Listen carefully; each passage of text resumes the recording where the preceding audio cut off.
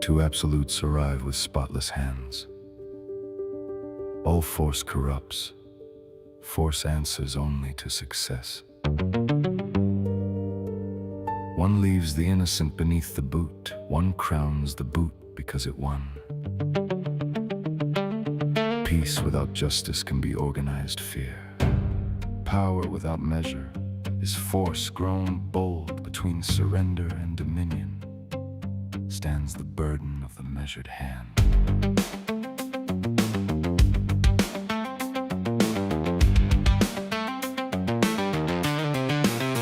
Hello, Kiona. Bad is wrong before wrath. Rightful authority must answer calls. Command alone cannot make violence just. Intention fixes what the weapon serves. Every lesser workable road weighed first. Every forecast measured by the grave. No hopeless charge baptized as brave. If promised good cannot bear the harm, the sword has failed before it is drawn. If force cannot leave a jester peace, then violence only changes who is wrong. Necessity is not a magic word. It must survive the questions appetite avoids. A last resort is still a moral act. The will remains inside the choice. Not peace at any price, not victory at any cost. I bind the hand that answers force to the good it would defend. No glory in the wound, no virtue in surrender. When no lesser road can guard the right, I choose the narrow permission. Enough to end aggression, never enough to make aggression mine.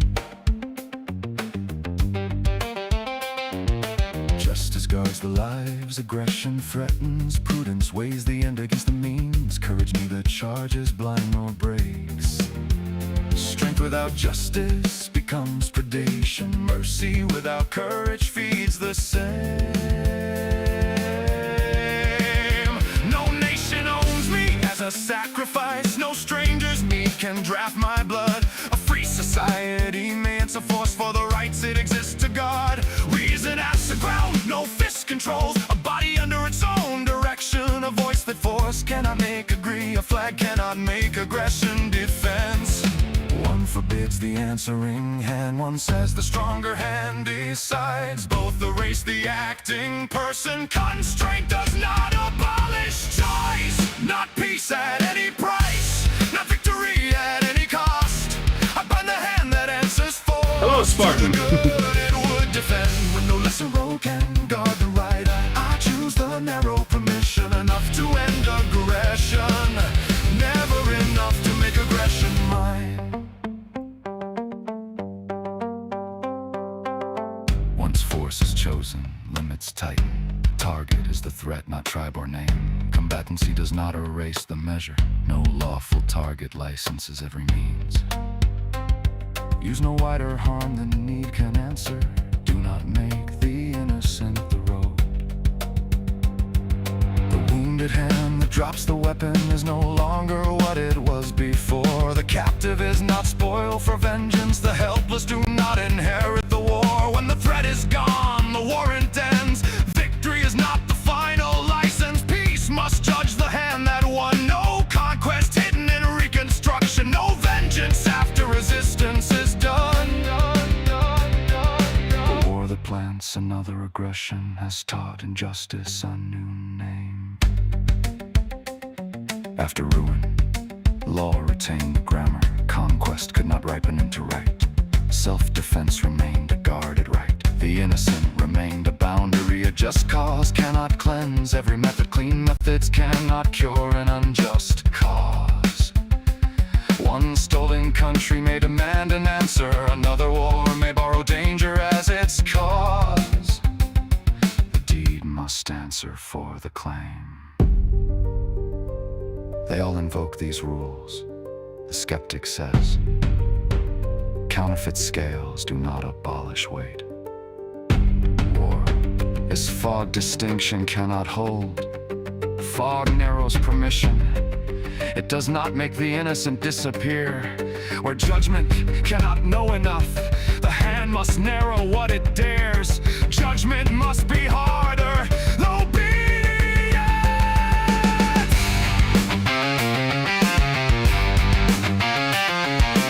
Hello, Runia.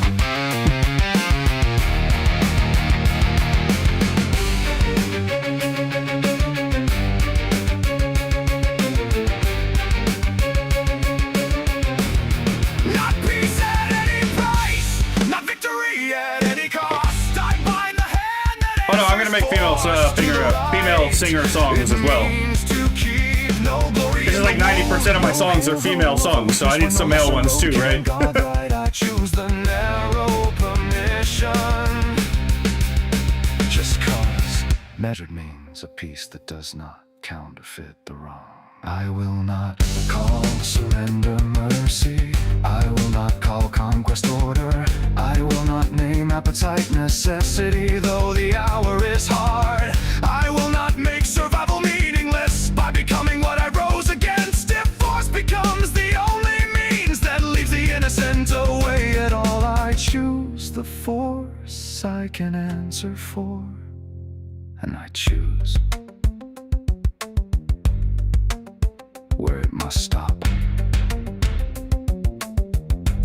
No anthem changes what a wound is.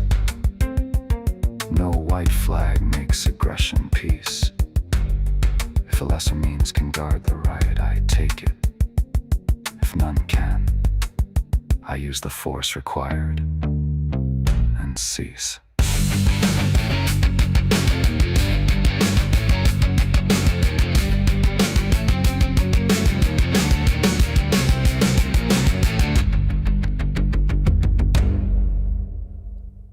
Okay, so it did not generate the last part. That's fine, I can go fix that later. Alright, so this is one of the songs I've been working on, right? The last couple of songs that y'all might have noticed on the channel. All cover some kind of neglected idea in Western philosophy, right? We have the terms of existence, right? Reality as an ordered, as an ordered, existence. This was based off the benevolent universe premise. The idea that the universe is not out to get you. It also doesn't care about you. It's just consistent, and because it's consistent, it's actually compatible. Living in the universe is compatible with human happiness. So the Manichaeans are fake and gay, right? The other one is the open order, came after that, which was based off of the idea of don't eminentize the eschaton from Eric Voegelin. The Road is essentially about the doctrine of double effect, or the principle of double effect, which is a tool invented by Thomas Aquinas to evaluate difficult moral decisions. It actually turns out it's a really, really useful one, right? And the mercy of others is about the Second Amendment and the right to self-defense. This one is about just war. I might not use this one if I don't, but I might. I might even use the first one, Gend, if it's the best one I can get. But I'm gonna go and look through the lyrics later to make sure that it actually says exactly what I wanted to say, right? So now that we have that established, just letting y'all know what exactly it is I'm working on. Let me get through the chat, see what we're missing. Let's see. I was at Walmart today for errands, and while waiting for Gran to pick up a movie, I was in the pop culture area and was attacked by a lion-o. Interesting. You mean like from the Thundercats? Let's see. Mobbed. Yeah, right. They only had had Lion-o and Mumra. I was hoping for Chitara. Why wouldn't they have Chitara? Let's see. I remember Thundercats. Don't remember if I watched it. Okay, so I've never watched the 80s version. I'm told I probably should. But I did watch the 2011 one. That one was really good. And I am so disappointed that they shafted that series and put it in the wrong time slot so that it wouldn't get a sequel. That is an injustice. Let's see. Are you already answered this question? Thank you, Runya. I only show music when I actually personally enjoy it, right? Are you ever going to put your songs in a playlist? I do have a playlist of AI songs, but it combines my older, shittier AI from like 2 years ago. AI songs where I just like, it was all meme stuff. So I'll probably have one for like more serious AI songs, actually, now that you're thinking about it, right? And I'll probably have ones for different categories of songs, right? The longer diatribes versus the project I'm working on now, right? I go deaf to songs if I listen to too much of a song. That's fair. Let's see. Both are good. I would imagine so. I've been told really good things about Thundercats. All right.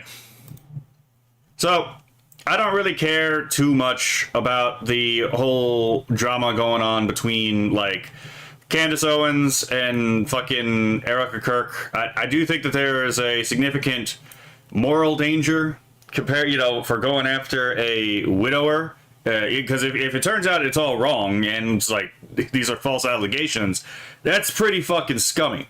On the other hand, if it's right, and we're doing a massive if here, right, then Owens is completely right to fucking like drill through the issue to try to get this resolved, right? That being said, I personally, I'm not familiar with all the details that's been brought up by the conspiracy side. And when I say conspiracy, I don't mean that to downplay that particular side. It's just objectively speaking, that side that Candace Owens is pushing is about a conspiracy, about like a cabal, about an organized effort to commit some kind of wrongdoing. It is literally a conspiracy theory. Some conspiracy theories are true, some are not. It's not that fucking hard to understand. But I have to explain that because a lot of people just won't seem to get that. I see Nux. I love how he dunks on her. It is entertaining, yes. But yeah. So I did find out that Candace Owens might need to do a little bit of work on her own epistemology because it does seem like it is a little easy to troll her. And again, I don't really have a dog in this fight. It's just something I've observed. And Nux does tend to actually show receipts. So I'm going to watch this to see what the hell's actually going on, right? So this is, hold on. This video is titled, Watch Her Realize It All Fell Apart. It's over. Again, it's the old Nux Taku thing that he does where he like clickbaits. I got a big tub of art supplies off Facebook Market and went through to see what works, and I rubbed my middle finger that I used to write raw on the knuckle. Ooh, yeah, you got it. Yeah, that happens. Well, the conspiratards are pushing all of their theories about how actually it's the Jews that are tricking tens of thousands, if not hundreds of thousands of Muslims to invade Europe. Now, I do have to say, I will say that Kersha does have some information that seems to indicate that Israel may have actually been involved in that entire situation. But that being said, so was fucking Iran, right? Iran has been funding the Sawari Arab Democratic Republic for like decades now to cause chaos in Morocco and in Spain, right? Hello, Kura. So I don't particularly like the Sawari Arab Democratic Republic either, right?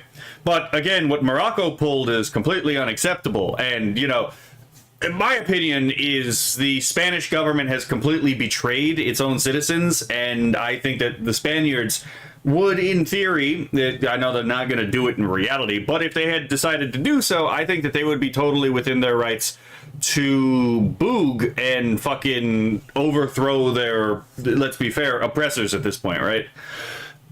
But let's be fair, that's not going to happen. Spain's not going to do that. I don't, and, you know, Spain may be the rightful inheritor to the Roman throne, right? What with the Spanish crown receiving inheritance from the Byzantines by will, right? And so therefore by Roman law. But I don't really care. I don't really care if that's like the last legitimate like heir to fucking Rome is the Spanish crown. If the crown is not fulfilling its function, then the crown has no right to exist, right? It's the same thing with like the Constitution. It's what Kirsche keeps bringing up, right? It's like either the Constitution has permitted or been unable to stop this, in which case, in either case, it is unfit to exist, right? Which is a foundational reasoning that even the founders understood, right? Like they had an original constitution, the Articles of Confederation, which they overthrew in order to get a better articulated system, right? We can do the same thing, and we might actually have to. That being said, it's like if the same thing happens to the Spanish crown, I don't exactly feel bad for the Spanish crown or like the Spanish government, to be perfectly honest. What they've been doing and allowing is fucking ridiculous. This video, lol, Candace really is special. I don't know what it is. So, again, as I already said, I don't really know what's going on between her and, like, Erica Kirk. I don't really care. But there is a line between malice and, foolishness that can be really hard to distinguish at times, right? And I'm not entirely sure that malice is not involved in some of this personally. I can't prove it, honestly. It's just what I get listening to some of this stuff. It could be that she's also just having a psychotic break, right? And I just might be a little bit, judgmental. That could also be the case. So I will let reality as it unfolds, right, dictate whether or not I was right or wrong on this issue. But I've never personally trusted Candace. Like, I've never really watched her. Like, I've seen a couple of her stuff, but I've never trusted her personally.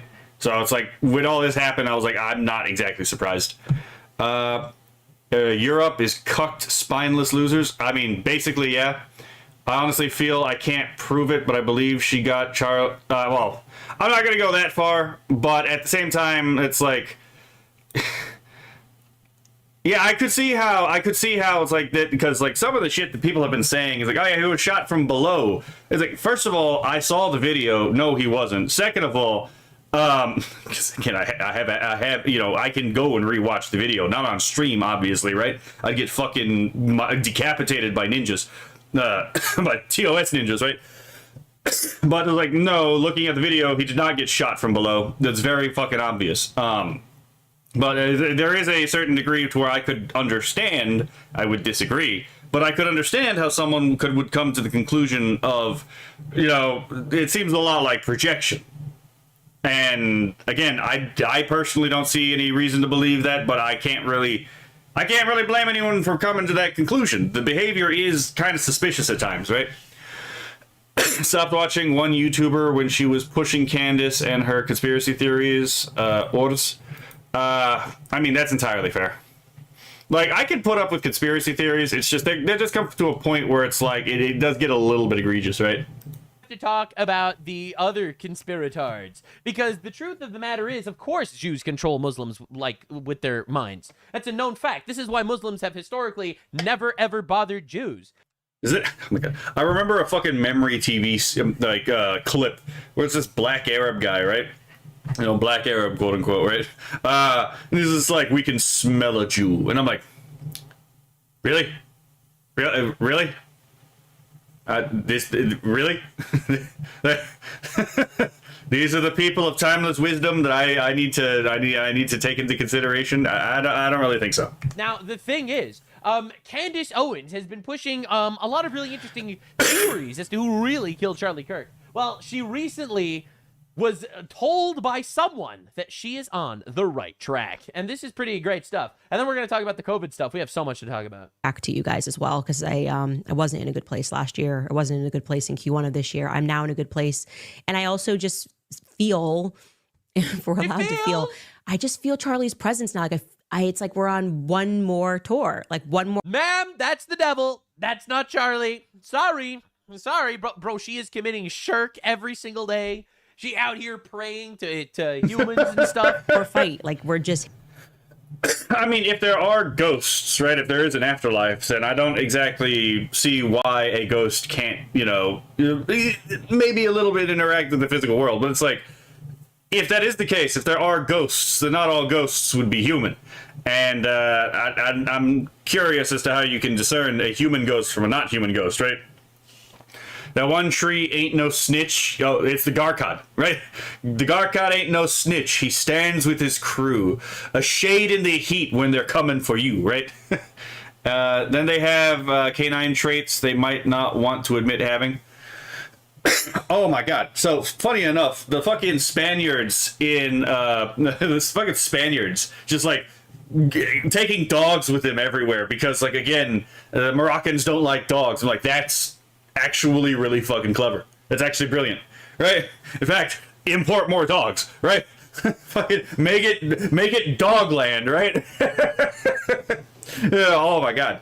But yeah, no, just that complete fiasco that happened with Spain is fucking unacceptable. As far as I am concerned, they have lost the mandate of heaven, right?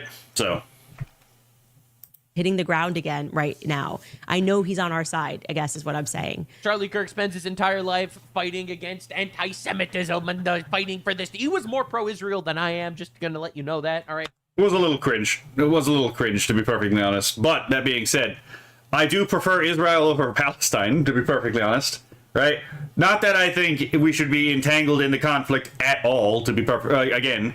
But that being said, if I have to pick one, I'm probably gonna pick Israel, because Palestine would be pulling all of the same shit it could do if it was in the same position Israel had, right? Oh my god, I don't think people understand. It's like, again, it's like Islam, it's all right there. You can go read it. There's, all the hadith are out there in English for you to read. The Quran is there. There's 5 different... I have 5 different translations. I'm not saying you need to have 5 different translations. All you got to do is actually study Islam and realize, oh yeah, this is completely incompatible with the West. Why the fuck are we... Oh, wait, that's why we're importing them into Western countries through, again, these non-maintained borders. Is the reason why we're importing through asylum. The reason why we're doing this is because the people in who are actually running these things, they don't actually like Western civilization. They don't actually like Western culture. They don't like the Christian West or even the secular West, to be perfectly honest. They want the fucking Marxian West, the Marxian vision of like the world, which would obliterate the distinction between the West and the East, right? So, yeah, all of this incompetence. It's not incompetence. This is all calculated. Walk your dogs, wear bacon-strewn necklaces in lieu of garlic necklaces. Save yourself from them, right? How long has the conflict been during again? It depends, because there's more than one conflict. There's absolutely more than one conflict. The conflict between Morocco and Spain, for example, is completely independent of the conflict between Israel and Palestine, for example, which is also distinct from the conflict between the Uyghurs and the Chinese, and is also distinct from the conflict between Pakistan and India. It is also distinct from the conflict between, Muslim and Christian Sudanese. You kind of get where I'm going here? You kind of see how many conflicts I'm mentioning that have been going on for quite a while that involve this one particular commonality, right? You get what I'm dropping down, right? Oh my god. And it's not like the Muslim Brotherhood hasn't basically outlined this entire plan of how to destroy the West through like population replacement, like as like a century-long project. Oh my god, just the ignorance of Islam is like really annoying to me sometimes. Let's see. For Passover, use pig's life liquid and bacon grease. Protect your homes, right? He was fighting for the Jewish state. Dies. Candace Owens shows up. Destroys his wife, destroys his company, basically perverts everything he says. Actually, all the things that he said was wrong. Now she's friends with a demon who is wearing a... I meant Palestine, Israel. Honestly, with the Palestine-Israel thing, it's really since the foundation of Israel, right? So this was a thing that happened after the Second World War, so it's not nearly as long of a conflict as people actually think it was. But at the time, right, so the Ottoman Empire would have been the one that would have controlled that territory during World War One. Before World War One, they lost that territory to the British Mandate. The war and all that, right? So it was British territory, and then the Brits decided to divide the land between the Arabs and the Israelis, which, by the way, that land was largely uncultivated as well, right? It's not that people didn't live there, it was also largely uncultivated, because, just because people live in an area doesn't necessarily mean they cultivate the land, right? So, and the whole idea was, hey, if Europe is going to be such a problem, let's go put them over here, right? There's actually more than one reason Israel was founded. Depending on who specifically was involved that you're talking about, they may have very different reasons for establishing Israel. And in fact, actually, funny enough, there were a lot of Jews who opposed the foundation of Israel by human hands, right? Because the whole idea that a lot of Orthodox Jews had, and still have, by the way, is that founding Israel through human efforts would be ultimately illegitimate, because the Israel is supposed to be founded by the return of the Mashiach. So, let's see. Palestine didn't exist. The letter P didn't exist in their culture. It's literally built on King Solomon. That's not that's not a good argument. So the whole PB thing isn't really a good argument, because one is like the whole pronunciation of Palestine is actually a Latin pronunciation of the same word we would call the Philistines, right? Because it was the land of the Philistines. So when the Romans took it over, there's no th sound in Latin. So then what ended up happening is it got pronounced as a p sound. So it's the Palestine, so it became Palestine. So yeah, the etymological argument is a bad one. That actually just doesn't map onto the reality of the region. But there are also better arguments to be had, other than they didn't even Palestine wasn't even a thing. The best argument is just an argument from reality of, it doesn't fucking matter if the foundation of the state was actually legitimate. The people are here now and they have nowhere to go, right? Like, what are the options to deal with the Israeli-Palestinian conflict? If we give Palestine control over the entire territory, they're not going to treat the Israelis very well. Let's be perfectly honest. Not because Palestinians and Israelis have a intrinsic enmity to each other, but because Palestine is ruled by Hamas, and Hamas is a terrorist organization that seeks the genocide of Jewry, right? So if we do the one-state solution and make it all one Arab state, well, the Jews are going to have a bad time in there. Second of all, like, let's say we do the one-state solution and then we try to return everyone back to the lands they came from. One, a lot of Israeli families are now mixed, right? So then what country are we sending them back to? Two, do the countries that we would theoretically send them back even want to cooperate with this, right? So just objectively speaking, what is a one-state solution other than what is from the river to the sea, Palestine will be free in any realistic plan, other than just marching the Israelis into the ocean, just like the Ottomans did to the Armenians, right? The Young Turks marching the Armenians into the sea is effectively what from the river to the sea, Palestine will be free is advocating for, even if they don't necessarily know it. So, and I think a lot more people do know it than are letting on, but I don't think everyone does. So, just objectively speaking, you could literally call these people out about complaining about this, because it's like, well, the deed is done, right? These people have no real place to return to. What do you think? Germany's going to open up their borders to receive the Ashkenazim that may have come from them, right? Do you think Spain's going to take back the Sephardim, right? You think the Mizrahi that live there are going to go back to fucking Iran, right? I'm just saying, pragmatically speaking, it's not really feasible, right? When we're talking about geopolitical conflicts, when we're talking about human lives, you have to work in the realm of the real. And all these idealistic complaints, that's all that is. It's just moral gas. It's moral masturbation, to be perfectly honest. Because they're saying things to make themselves sound like the good guy, but they haven't actually put any thought as to how to actually solve the conflict at hand, right? And really the only way to solve the conflict at hand, realistically, seems like it might just have to be a two-state solution to avoid, to avoid a situation where things would just get way out of hand way too fucking fast, right? So I don't really think there is any realistic, clean solution to the conflict anytime soon. I think that there could be one over time, but it would be one that would have to involve a lot of cultural changes overall, probably in both countries. Let's see. Fairer than I'll say. Palestine isn't mentioned in the Quran, but Israel is. Okay, that's a funny one. I'm going to use that. the queer and oh my god, right? Remember the men of Al-Zut. Remember the men of Al-Zut, right? Islam truly is the gayest religion. Oh my god. Glasses clean low.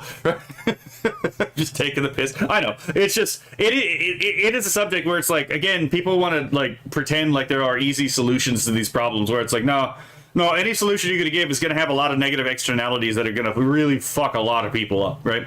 The real question is, like, again, like, let's not be idealistic about this. Let's be realistic about this. Like, if we're like, in general, when we're going to talk about like Israel and Palestine, for like seriously, right? We're not joking like right now, right? But like, if we're going to seriously talk about like Israel and Palestine, one thing we got to call people out for is, are they being idealistic? What is the actual practical solution to the problem? Is that actually feasible to do, right? And it seems like a lot of people don't ask these questions. Let's see. Anyways, if we comply, they are going to ask for more reparations. Yeah. Yeah.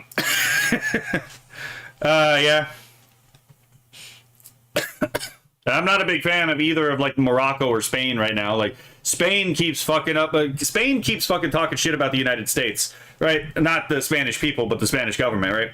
And they won't fucking pay their NATO dues. So I'm like, okay, if you're not part of NATO, then you don't get covered by the NATO like agreement. That's as simple as that, right?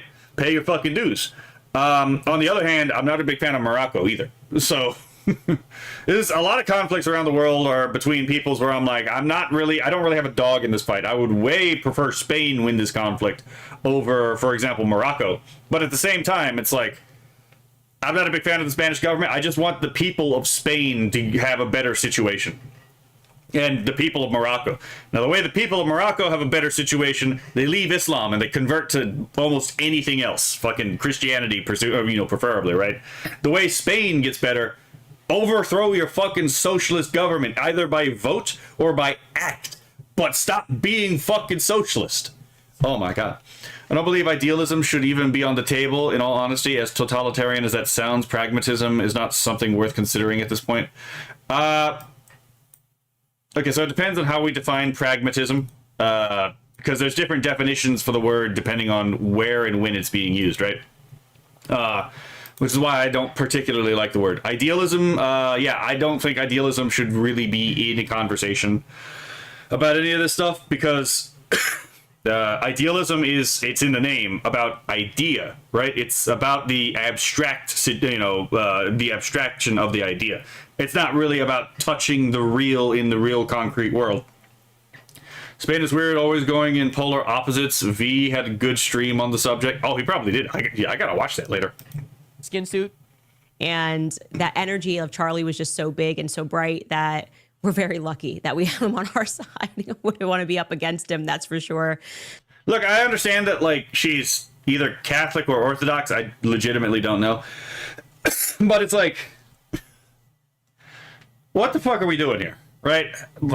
You can't really have certainty of the state of someone's soul in Christianity in general, right? It's entirely possible, and I know a lot of people don't like hearing this being said, it is entirely possible for a soul to turn away from God under Christian logic, at the very last moment. This is something that, like, anyone who's deep in, like, any of the Protestant, Catholic, or, apostolic, even in most restorationist worldview, churches, would, at least if you pressed them, that would be able to admit, yes, at the very end, it is entirely possible for someone to turn away from God, and therefore, instead of going to heaven, go to hell. It's also entirely possible for the opposite to happen. That it is entirely possible for an act of perfect contrition to happen, where someone who lived a sinful life turns away at the last moment, and in an act of perfect contrition, that pleases God, and then God takes him into the kingdom, right?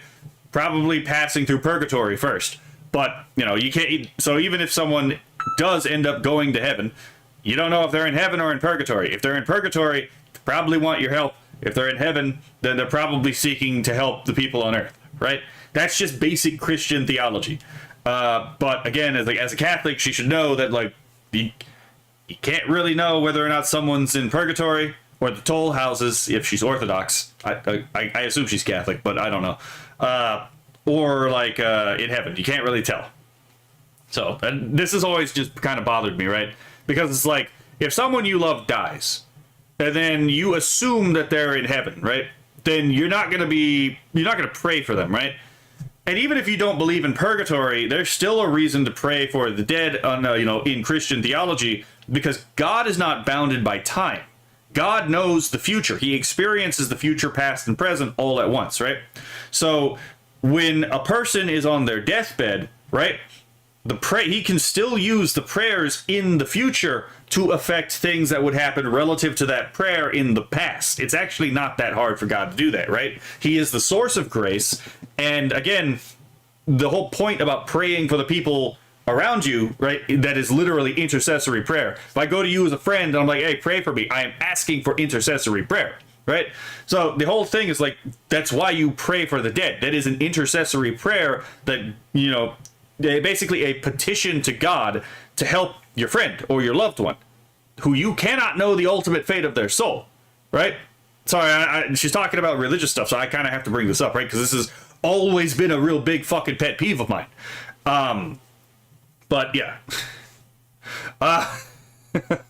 So, yes, if you are religious and someone dies, pray for them, not because you think it's going to save them, but because, God may very well, it may be a thing that God, at the very last moment to try to reach a soul, may make them aware of like the prayers that people give, on their behalf, right? To try to again soften their heart and let that door open so God can finally shine His light through and grab his ass from the edge of the fire, right? Oh my God. This is such a basic concept and no one fucking does it. Oh my God. Okay, sorry. Me crashing out about this, like, how does one typically deal with parasites? You get rid of them, right? Let's see. From an objective standpoint, it's not a valid opinion. Sorry, I'm not finding the correct words tonight. Faith can be lost as much as it can be found. Yes, exactly. And that can be also at the very last moment, right? So, He's dead, actually. yeah, they couldn't cage him. Yeah, I think she needs an exorcism, actually. Yeah, this is where again Nux, and again she's leveraging her Christian religion, is kind of like clashing here, because I don't know what Judaism doesn't really teach a lot about the afterlife, right? That's one thing it's the whole joke about, like, you get 3 Jews in a bar and then you'll have like 5 opinions, right? Because like Judaism, there are a lot of open questions in Judaism, whereas like there's also a lot of like doctrinal answers in Christianity, and some of those answers do allow for, in the Christian perspective, that for the souls of the dead to appear as to the living on very restricted occasions based on whether God allows it or not, right?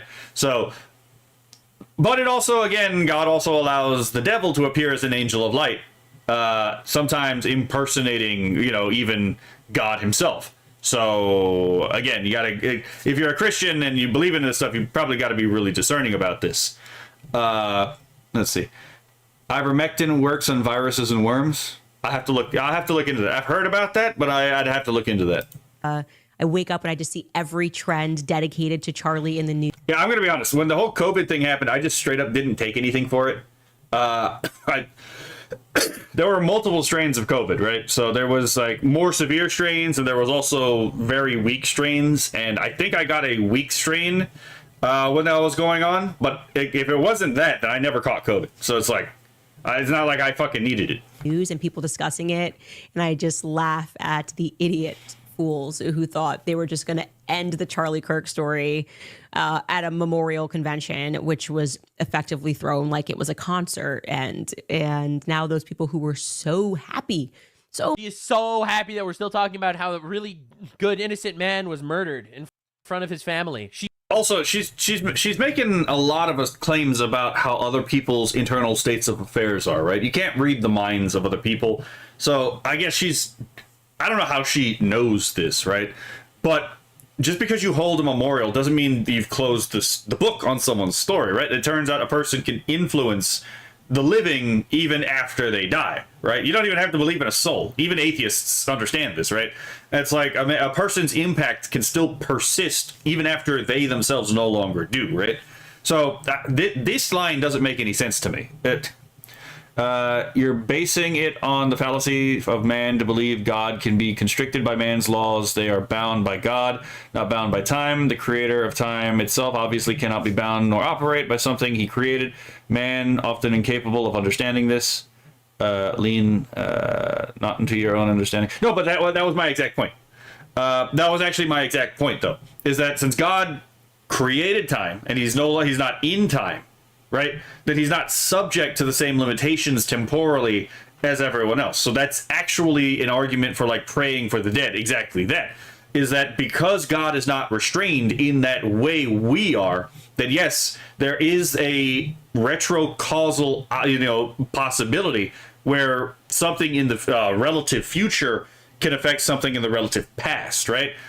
Like, again, like if someone dies, if someone dies, obviously when you pray for someone, you expect that to affect, the person that you were praying for in some way, even if they don't know about it, right? Because God is the one who does the work. The prayer is to God, and then God, is the one who actually decides whether or not he's going to impart grace or not into that person, right?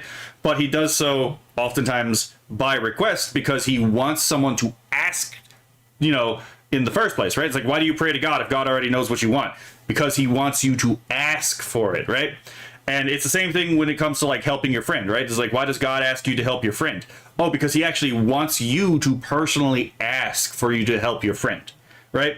So that's why that particular grace is withheld until it is asked, because God is waiting for you to actually fulfill the function he wants of you. He could do it without you, but he withholds that grace because he wants you to be the one involved in there, for you to be the one to ask it.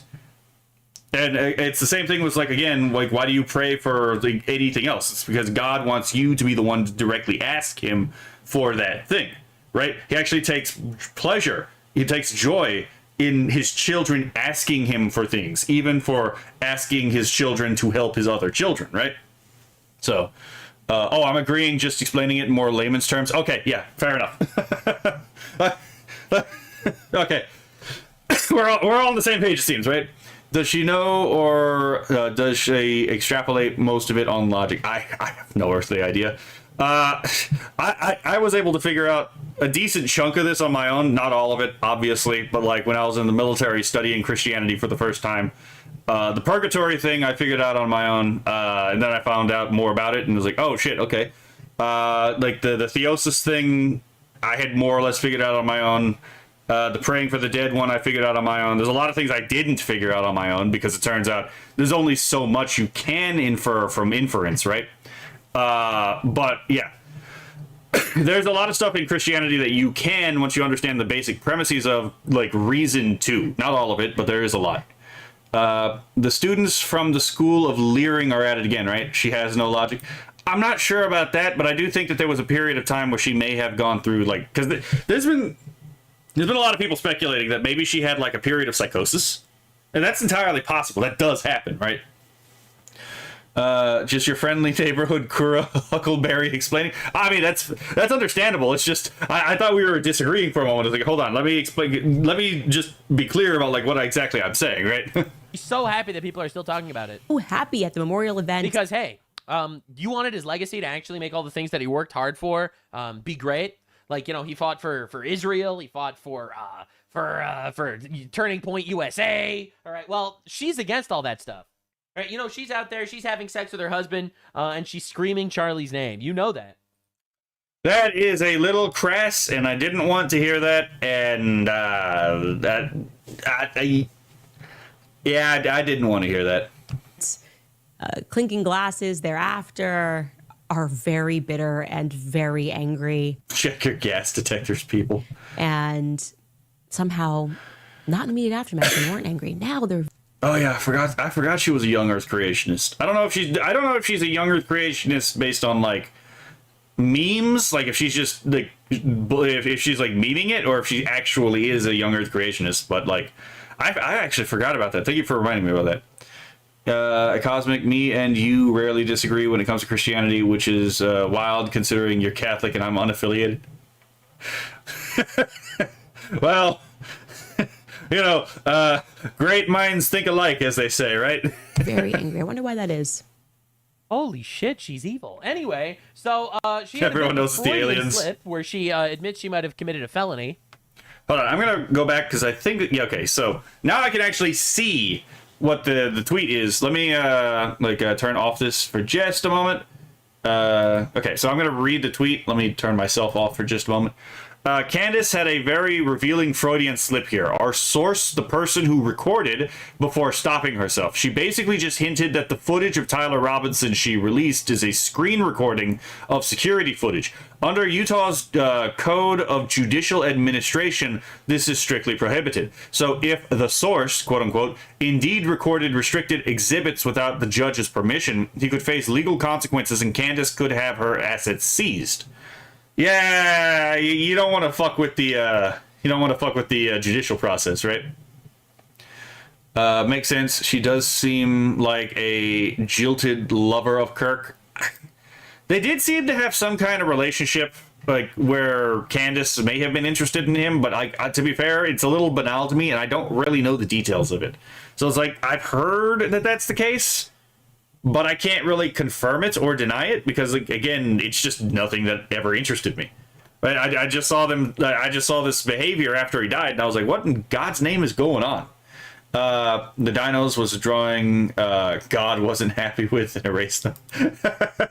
Anyway, so she had a bit of a Freudian slip where she admits she might have committed a felony. And most people don't even see a gun. I would like to stress that.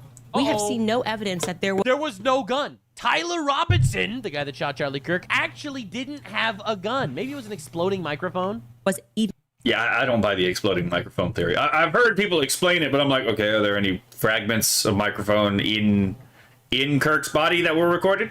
No. Okay. If it exploded with enough force to fucking blow a hole in his neck that looked like a bullet wound, which, by the way, his microphone wasn't even at, by the way, I would expect there to be shrapnel, at least small fragments of shrapnel in the body, right?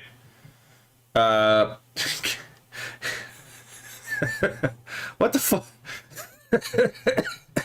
She had the opposite of jungle fever. I'm pretty sure there's a word for that, right? Let's see. We have to look for the discarded junk code. Yanderes, kuderes are hotter. I'll let y'all debate that one. a gun on the rooftop. Whoa!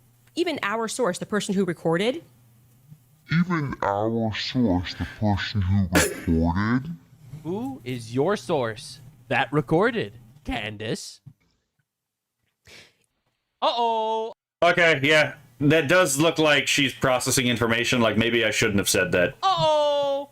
Uh-oh. She did an oopsie poopsie. in that recording, Uh-oh. he doesn't In that recording. Oh, it changes it up a little bit. say or show a gun. What did he mean by that? Uh-oh. Yeah, okay. I'm definitely, just from that, I think if I were to probabilistically weight the yay or the nay on that, just based off of, again, the way she reacted to her own words, I would be more on line of, like, I would suspect that this claim is more likely true than not, but it also, I don't know, there could be another reason why she acted this way. I don't know. That's just... I could see why people are, like, again, coming to this conclusion. Hello, Trauma Tuna. Let's see. Candace Owens is an idiot. I would generally agree. A bot idiot. I can't prove that, but considering some of the wild takes she and Tucker Carlson have had, yeah, I have a sneaking suspicion a lot of these people are bought by Saudis, Qataris, and others. Let's see. There was no smoke after the wound, so not explosion. Yeah, again, you could look at the video and I'm like, because when I heard the exploding microphone theory, I went and I rewatched the assassination footage. I was like, that doesn't look like an exploding mic. It just fucking absolutely not. Let's see, that or going frosty. Yeah, because artifacting from a secondary recording never happens and totally couldn't be edited. Exactly. And this is also why it's like I don't like it when people just like release fucking DMs. It's like, do people understand how easy it is to fake a DM? Right? It's not that hard to actually come up with a somewhat convincing DM leak. That's really awkward. Our source, the person who recorded. Interesting. So you're saying that security footage of Tyler Robinson that you released is a screen recording of security footage, which is a penalty, a felony under Utah state law. Again, I'm just saying that's pretty weird. Also, she has 7 minutes of footage that she never released. This is a known thing that everyone's talking about that she never wanted to say. Well. Okay, so this is obviously a business move. Let's be perfectly fair, right? To pretend like Candace Owens isn't business-minded in at least some degree would be completely disingenuous, right? She's obviously making money off this. This doesn't necessarily mean she's lying, because you can also be money-minded and still tell the truth, right? But like to pretend as if she's not also doing a business doing this is kind of disingenuous. And yes, she has to hold on to some of what she has, if she has something, in order to, again, be the first one with the story. But at the same time, did she give this to potentially like the investigators? Like, is she holding on to information that the investigators don't have access to? Or did she get access to something that the investigators have that she shouldn't have access to? Or is it possible that she's just talking out of her ass? I don't know. But it's just, again, when I hear people say, like, oh yeah, I have a secret source, I'm like, okay, you got to show me some evidence to believe. You got to show me some reason to believe that you actually have this secret source. Candace Owens is having a really, really bad day. You see, Candace is saying, finally, the people are on her side. Okay, so interesting comments coming in regarding medical examiner's reports on Charlie. Things are certainly going to get interesting. Just how magical was this bullet? Oh my god. Okay, so I know what this is. This is actually really funny because I knew that something like this was eventually going to happen, right? And I don't know how she fell for this, because this is very clearly a troll. She got fucking trolled with this one. Hello, Fushisi. Candace and Tucker, they are captured. The largest component of their audience. Care to take a guess what it would be? Pakistanis? Yeah, I mean, that's also true, right? You got to go where the money is, but again, it could be that they're both caught by the same thing. It could also be that they're doing this for different reasons, right? People are individuals, and sometimes people do things for the same motive, and sometimes people do the same thing for different reasons. I don't know these people well enough to really make an assessment of them, so I'm just operating agnostically here, right? I know a little bit about both. I don't know a lot about both, so I'm trying to be like modest here to an extent. She's playing an angel.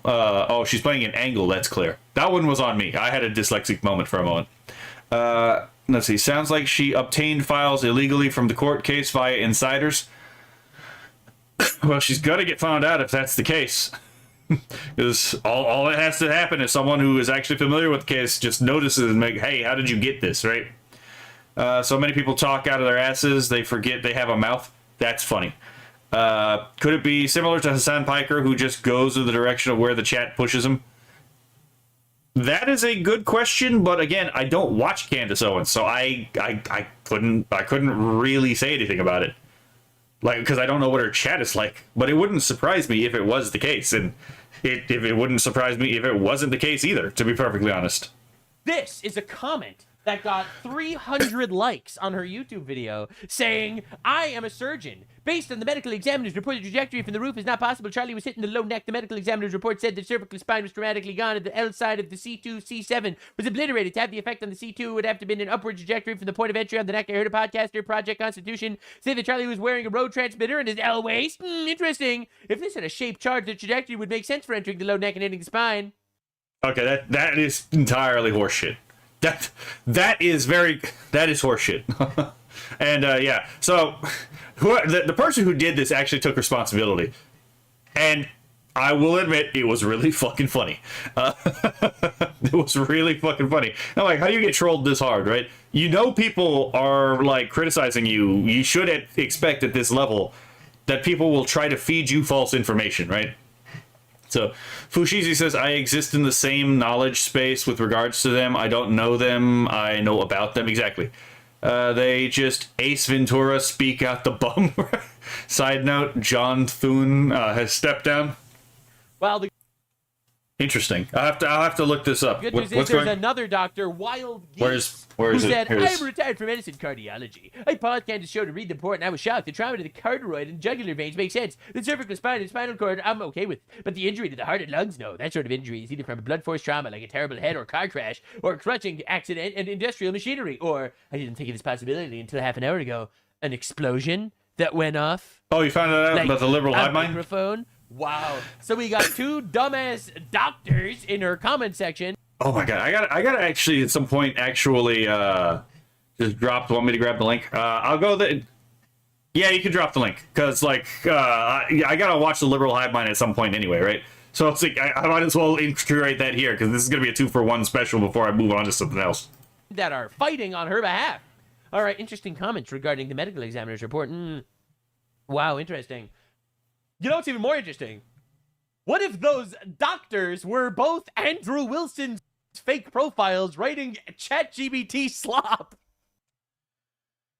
You can't make this shit up, to be perfectly honest. Yeah, and yes, that's exactly what's going on here. Is it's fucking Andrew Wilson baited her into this comment, and it's just honestly, I respect the fucking I respect I respect it.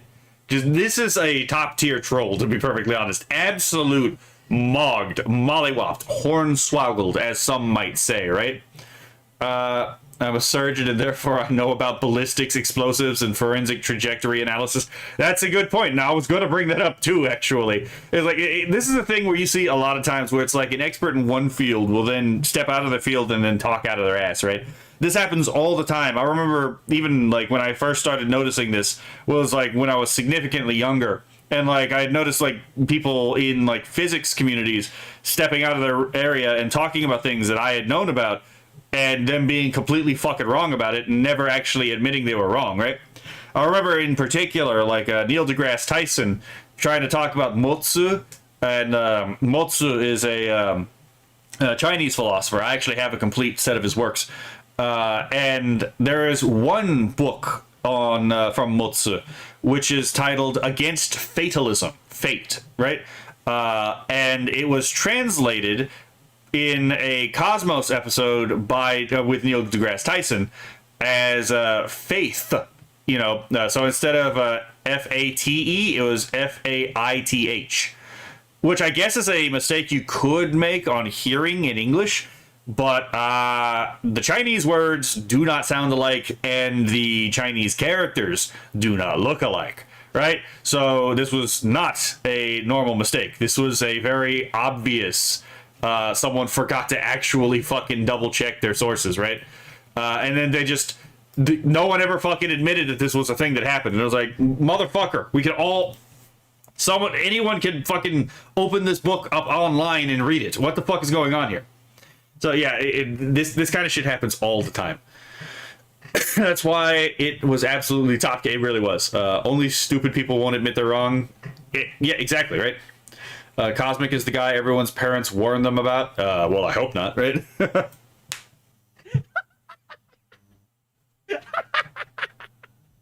What if that was the case? Now, I'll let you know. I actually did email her tip line about bees. All right, I didn't want to get into this, but I'm pretty sure she's quoted when she was talking about like the bee cult.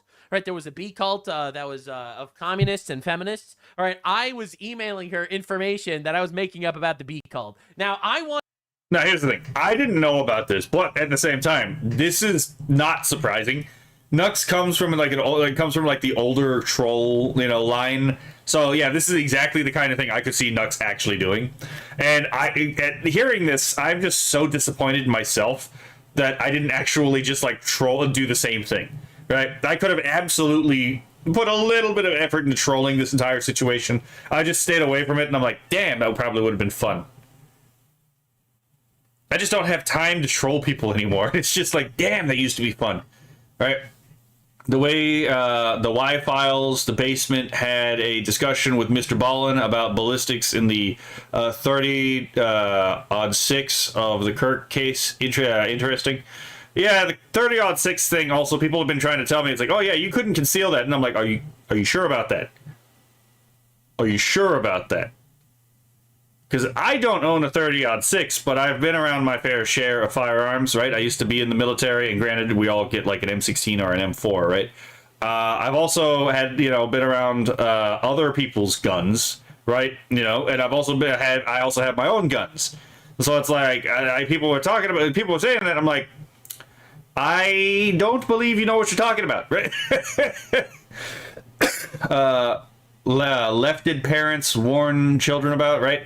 I keep hitting enter when I go for the quotation by accident. I do that too. I will troll twice as much as you. Godspeed, man. You're doing the Lord's work. I've hidden bigger, right? To directly quote like my full email, so I didn't say it out loud. But like I did this before too, and I don't know if part of the reason why she was running through with the bee cult, because I got multiple different emails to send her tips about the bee cult. I'm just saying. I did do that. I was waiting for her to like call out one of the emails by name so I would have receipts. She never did that, so I'm just saying. I got really hairy with it. I was like, did you know that the one female prophetess in Judges, Deborah in Hebrew actually means bee? Radical feminists are actually pushing for using bees as their symbology to push themselves. And I came up with like this whole theory. All right, I sent it to Candace Owens. It was amazing. And she goes with the bee thing for like a couple of weeks until that was like a little too insane. Now, again, I don't know if she was actually reading my... Cosmic is the guy. Okay, so Cosmic is the guy parents warn their kids about. No matter how good you are, someone out there is better. Oh, I've met my superiors as well, right? It is always, no matter if you think that if you think I'm above you, one, you're probably wildly overestimating my intelligence, to be perfectly honest. I just happen to have an autistic hyperfixation, right? I'm actually not that much cleverer than the average person, to be perfectly honest. I just happen to have a particular interest set. But I've also met people who wildly outclass me. So there's always a bigger fish. Emails or whatever, but I am saying. In reality, I am kind of a dumbass. I did the same thing. So I fully believe him when he says this. So yes, it was a Mossad propagated disinformation campaign meant to annoy the dumbest fuckers on the face of the planet. So anyway, Candace Owens out here posting comments that were from him, actually pretty diabolical. Now, if in fact these are your posts, you realize you impersonated a surgeon who put out false information and investigated for practicing without a license? I love how this is some fucking reckless Ben level of not understanding how the law actually works. He wasn't doing so in a professional capacity. He was trolling someone. No one was taking medical advice from the guy. Right? He wasn't... This Steph _ 1776 person is a fucking idiot. Oh my god. I've seen someone hide a Subaru 30-inch barrel 50 BMG in their pants. A 30-06 is very believable. Exactly, right? Nux totally made the Raptor, or was that an older dyno he made? Your Nux lore might be slightly deeper than mine, to be perfectly honest, because I'm not drawing anything into my brain. You can give the ontological definition of things that smart people shit don't lie. No, that's just dumbass or ass of dumb, right? These are the questions that trouble men's souls, right? No, I just happen to be a very pedantic bastard because I also have a bit of a debate bro side to me, where it's like, depending on whether or not I respect you, if I find out I'm wrong, if I don't respect you, I could potentially still argue for like the next 10 minutes knowing I'm wrong just to piss you off, right? Turns out Steph is just Andrew on another that would be a wild troll, right? He's meta trolling, right? And his own fans be like, oh my god, you said you're a doctor in the comment section of a YouTube video. We're gonna kill you now. You're gonna go to jail. Yeah, all right, dude. Yeah, okay, all right. Now, so this guy, yeah, I do love how like people just came out of the woodwork to show, no, you can absolutely do this. Owen Benjamin, he decided he is going to prove Candace Owens correct. There is no way for him to sneak the rifle on the roof. Okay, I was getting a little annoyed just seeing people like that I know better. I have a very similar gun to the alleged. This is a 30-06, same, I mean, just off the bat, similar is not sufficient. Because you could have a similar gun, but it is not the same gun. And the reason that's important is because of disassembly, right? First of all, like, you can disassemble a large weapon to make it easier to hide, right? By hiding not just one thing, but multiple things that are individually easier to conceal on various parts of the body, right? And to be honest, not everything disassembles the same way. Hell, certain things don't disassemble basically, and certain guns don't really disassemble at all, right? This is really basic information. So the question is, okay, yeah, it's similar, but does it come apart in the same way the 30-06 does, right? Just, So, you have a very impressive memory and use it well. Again, I have my latest autistic hyperfixations, right? Nux is a troll and jokingly said he made it dino. I just forget which one. I'm gonna have to look this up. That actually sounds like a really funny troll. I will continue to argue just on principle. I am a brat. I do not acknowledge I am wrong unless I really like you as a friend. Okay, that's fair. Just wait. It's about to be hilarious. Most people have this gun, okay? I know the people saying that I will be honest, that's not one I have. the footage is real have the same gun. I'm 6'8", okay? You're also wearing tight pants. Okay? I'm taller than... Bro's like, I have heard people trying to defend Tyler Robinson also say that he was basically wearing yoga pants, and I'm like, was he though? Was he though? Like, you're saying you can see the video with enough clarity to tell that the guy's basically in yoga pants, but it's so grainy that you can't really see his face. I don't really see that. I don't really believe that. I am wearing fucking yoga pants and I can't fit a gun in here. Michael Jordan. You see the bottom there? This is what it would look like in sweatpants. I'm 265 pounds, 6'8". This is retarded. Okay, this is like the dumbest, stupidest fucking thing I've ever seen. And it's obviously not what anyone saw. This goes all the way down my leg. I mean, guys, if you're just a liar, why? Like, Fantastic question. This gets into Poe's law, right? I can't tell if this guy is trolling or if he's being genuine, right? Like I genuinely can't tell if this guy's being serious or if he's just kind of being a fool, to be perfectly honest. Because I don't understand how it's like, if you were to tell someone, it's like, okay, $1,000. If you can get this weapon across, without being seen, you can get the $1,000, right? Like, hypothetically, that situation, right? I'm pretty sure he would have figured out how to, again, disassemble the weapon and hide it in pieces across his body really fucking quickly. But there's no monetary incentive, so it didn't really. So there's no incentive to think about it, so it doesn't pop up. In fact, he might be negatively incentivized to not think about something like that. That dude is just an idiot. Maybe I'm being a little bit kind, right? MK1 might disassemble, but MK2 might not. Exactly, right? I would not be able to dissimulate my long rifle in one piece. Let's see. If you disassemble it, by definition, it is no longer in one piece. What? He's genuinely trolling? Okay. Anyway, so this guy responds. There's a rifle on my persons.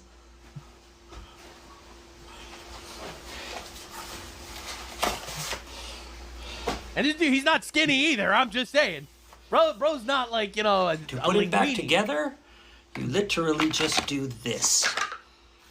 And then this. Yeah, exactly. It's just... I'm convinced a lot of these people who claim to have guns who couldn't think about this just objectively do not either have guns, right? It's not actually theirs, or they've never actually maintained their weapon, right? I don't understand how you can maintain your weapon and you can't understand this. And then screw. Takes about 20 seconds. Yeah, so anyway, it's not looking good for the conspiratards. I'm just saying. So Stu Peters, guy who recently got humiliated in a debate with Andrew Wilson, that I knew the wardrobe looked familiar. So this is Tyler Robinson on the roof, the guy that assassinated Charlie Kirk. So you can't tell this is Tyler Robinson, but you can tell it's that person? Allegedly. And this is Erica Kirk wearing a black hat?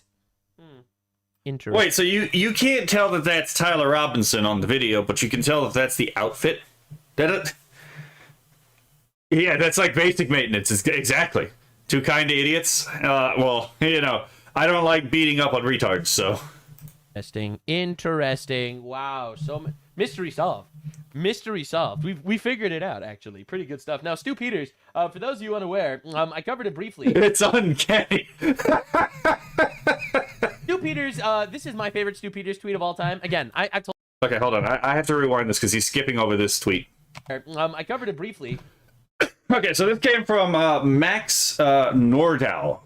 Stu Forkis, quote-unquote, Peters, never deleted this. What a legend. 94,000 followers, too. So let's see what it is. Stu Peters, this is my favorite Stu Peters tweet of all time. Again, I've told you, I feel so bad for the anti-Semite movement because it's just completely overrun with, like, the dumbest people on the fucking planet. This full moon is out in the middle of the day. That's not supposed to happen. Like, bro.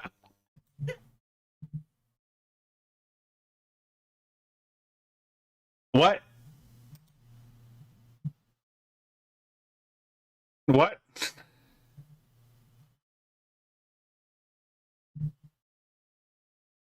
Okay.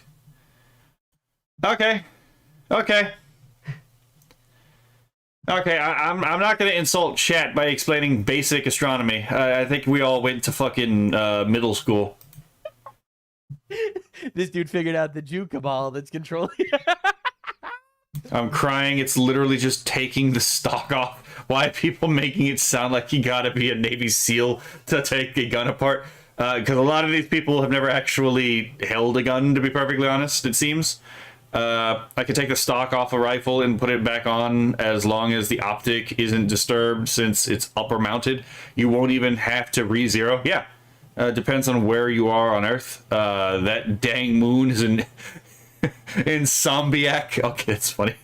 It's truly incredible, man. Bro's name is literally stupider. It's like, you can't make this shit. It's true. Oh my god, I didn't even think about that. The Jews didn't turn the moon off this morning. The Jews didn't turn off the moon. Anyway, so there's this old conspiracy that actually was proven correct. A new poll finds 40% of respondents believe a baseless conspiracy theory that the coronavirus is created in a lab in China. This was posted in 2020. Anyway, it has just been confirmed by the White House that COVID was actually created in a lab in China. All right. I mean, yeah, when the lab leak theory came out, it was the one that made sense, right? Like I was initially under the impression, okay, it probably came from a fucking wet market initially, right? But as information came out, I was like, nah, you know what? It's probably the fucking no, the leak theory is probably true. And yeah, it just turned out that like what most of us came to the opinion of turned out to be true, right? It turned out to be the thing where it's like, yes, we are all telling you were all wrong, right? To the fucking establishment, because it turns out we all knew that they were lying, and they even knew that we knew that they were lying, and they still fucking lied to our face, right? We have been having a lot of eclipses this decade. I don't know. Well, there's also more cameras, you have to remember, right? So there's more opportunities to capture an eclipse in general. Turns out the conspiracy theories were actually completely correct. All right, pretty wild stuff. Can we get an update on this, sir? Can we get an update? NPR making fun of the crazy conspiracy theories. Can we please get an update? Well, anyway, the Tulsi Gabbard made an entire massive video. It's got turns out it was very true. Views, yeah, 4 million views, 250,000 likes. No, it couldn't be the gay communist Dr. Chinese. Fauci, as head of the National Institute of Allergy and Infectious Diseases, provided millions in U.S. taxpayer dollars to fund dangerous gain-of-function research on bat coronaviruses at the Wuhan Institute of Virology. Now here's the thing. They can't get him on specific crimes, right? But they could probably get him on other crimes. Because here's the thing. The president can only pardon you for federal crimes. He can't pardon you for state crimes. And reasonably speaking, they should have gone after this man under like every conceivable state crime they could have come up with. But you know, that's neither here nor there, right? More eclipses and blue moons. I haven't really been paying attention to the sky that often, so I actually, like, I haven't been paying attention to the astronomy reports, so I'm gonna have to look that up. Fun fact, today Fauci was found in contempt of Congress today. Yeah, so this is definitely going to be a debate in the court, right? Because his lawyer is going to argue that they were obviously fishing for a criminal statement. And so him pleading the fifth is legitimate because he has a reasonable expectation that they're fishing for a self-incriminating statement. But they're going to argue that he was already pardoned, and so since he was pardoned, they couldn't have found him guilty for any of it anyway. And so since they couldn't have found him guilty for any of it anyway, he didn't have a right to plead the fifth, because the fifth is only invocable when there is a reasonable, concern about being potentially prosecuted for a crime. The counter argument to that, though, is going to be from the defense that they already knew people were looking into revoking the pardon, right? If that was at all possible. So there was a reasonable expectation that anything he said could be used against him in a court of law. So there's going to be an interesting back and forth about this. Let's see. 5 to 8 in vote. Oh, damn, right? Now, I want to see this guy in prison, to be perfectly honest. So I'm not exactly going to complain. My money was used for evil. That pisses me off. All of our money is used for evil. And that should piss all of us off. Let's see. We have a lot of every decade. We can predict them millennia out at this point. I mean, we've always been able to predict the millennia out. Florida and other state AGs are going after him. Good. Blue Moon of Kentucky, keep on shining. Cool, too bad. I either have work or it's cloudy. That's another thing. Sometimes the eclipse just doesn't make it through because of weather. Let's see. But wasn't he pardoned? Why plead the fifth if you're pardoned? So again, they're going to say that he is pleading the fifth because he already knows that certain people in the government are trying to look to get the pardons themselves overturned. So he has a reasonable expectation that whatever he says will be used against him. That's going to be an argument they will make. I'm not saying I like the argument. I'm just saying that's an argument they will. Well, one of the many arguments they will make. They don't just happen because the moon is angry. Turns out when you cast a shadow at the environment, the 3D movement, it's going to land on the other thing sometimes. Wait, what did my state do? Well, if your state was mentioned a moment ago, it's they're going after Fauci, it seems. Personally, don't like the idea of funding wars around the world, but I do think blowing up terrorists and pedophiles in the Middle East is better than giving money to Fauci to literally start a pandemic and torture America. Listen, that's just my hot take. Anywho, turns out he was lying about all the things. All that was insane. He was lying about all the things, turns out. Tucker Carlson immediately jumps on it. Megalomaniac! COVID and the banality of evil. Some people assume Tony Fauci was either a brilliant scientist or an evil mastermind, or maybe both. His diary reveals he's just a vain teenage girl pining for cable news. Can you imagine if Fauci would have been Jewish? Holy crap. Tucker Carlson would have been... Okay, so he's just talking about news people. Okay, that would make sense, because that would explain the rest of the things we're looking at here. Okay. Heaven! But he had to be an Italian Catholic. This is so sad. Truly 9/11 for conspiracy theories. I don't know that this guy's Catholic, to be perfectly honest. It's a 2 hour long video. 2 hour long video. Finally breaking. They were angling to catch him in a lie, and they knew it. Yeah, and they also knew that if you don't have the. They also knew that if you are pardoned, if you're not really if you're not under investigation, you don't exactly have a fifth, right? It all down. Breaking down the entire thing. All right, so he's breaking down how it was a conspiracy theory and he knew about it all along, except he didn't know about it all along. Yeah, no, he didn't. Can you use a new cash? The cash infusion thing is fun, but I got a second video after this to stitch together with this, so we're going to pass this. It doesn't get much more Jewish than that, it seems, eh? Appreciated and honestly necessary. Back to the video. But one last thing I wanted to get into, which is really funny. Does anybody remember? And please, if you... Again, I told you this is my favorite community. It's watching all like the Jews did it community. They're my favorite guys, by the way. That was a very interesting, and I guess this is a very interesting freeze frame to catch him on, too. Broken clock and all that, yeah. Let's see. I've been mostly offline over the last month, and even I've heard of some of the Fauci stuff. Yeah, he was the one pushing AZT for AIDS in the 80s. Remember this? Find the clip for me. I love and watching these guys. Send it to me on Twitter. So I today saw Tucker Carlson's show about this. Tucker Carlson covered the pandemic, or rather the hearing of Anthony Fauci, and Fauci talks about Tucker in the journals, and Tucker's responding and reacting to it. See, this is one of the benefits of having been around.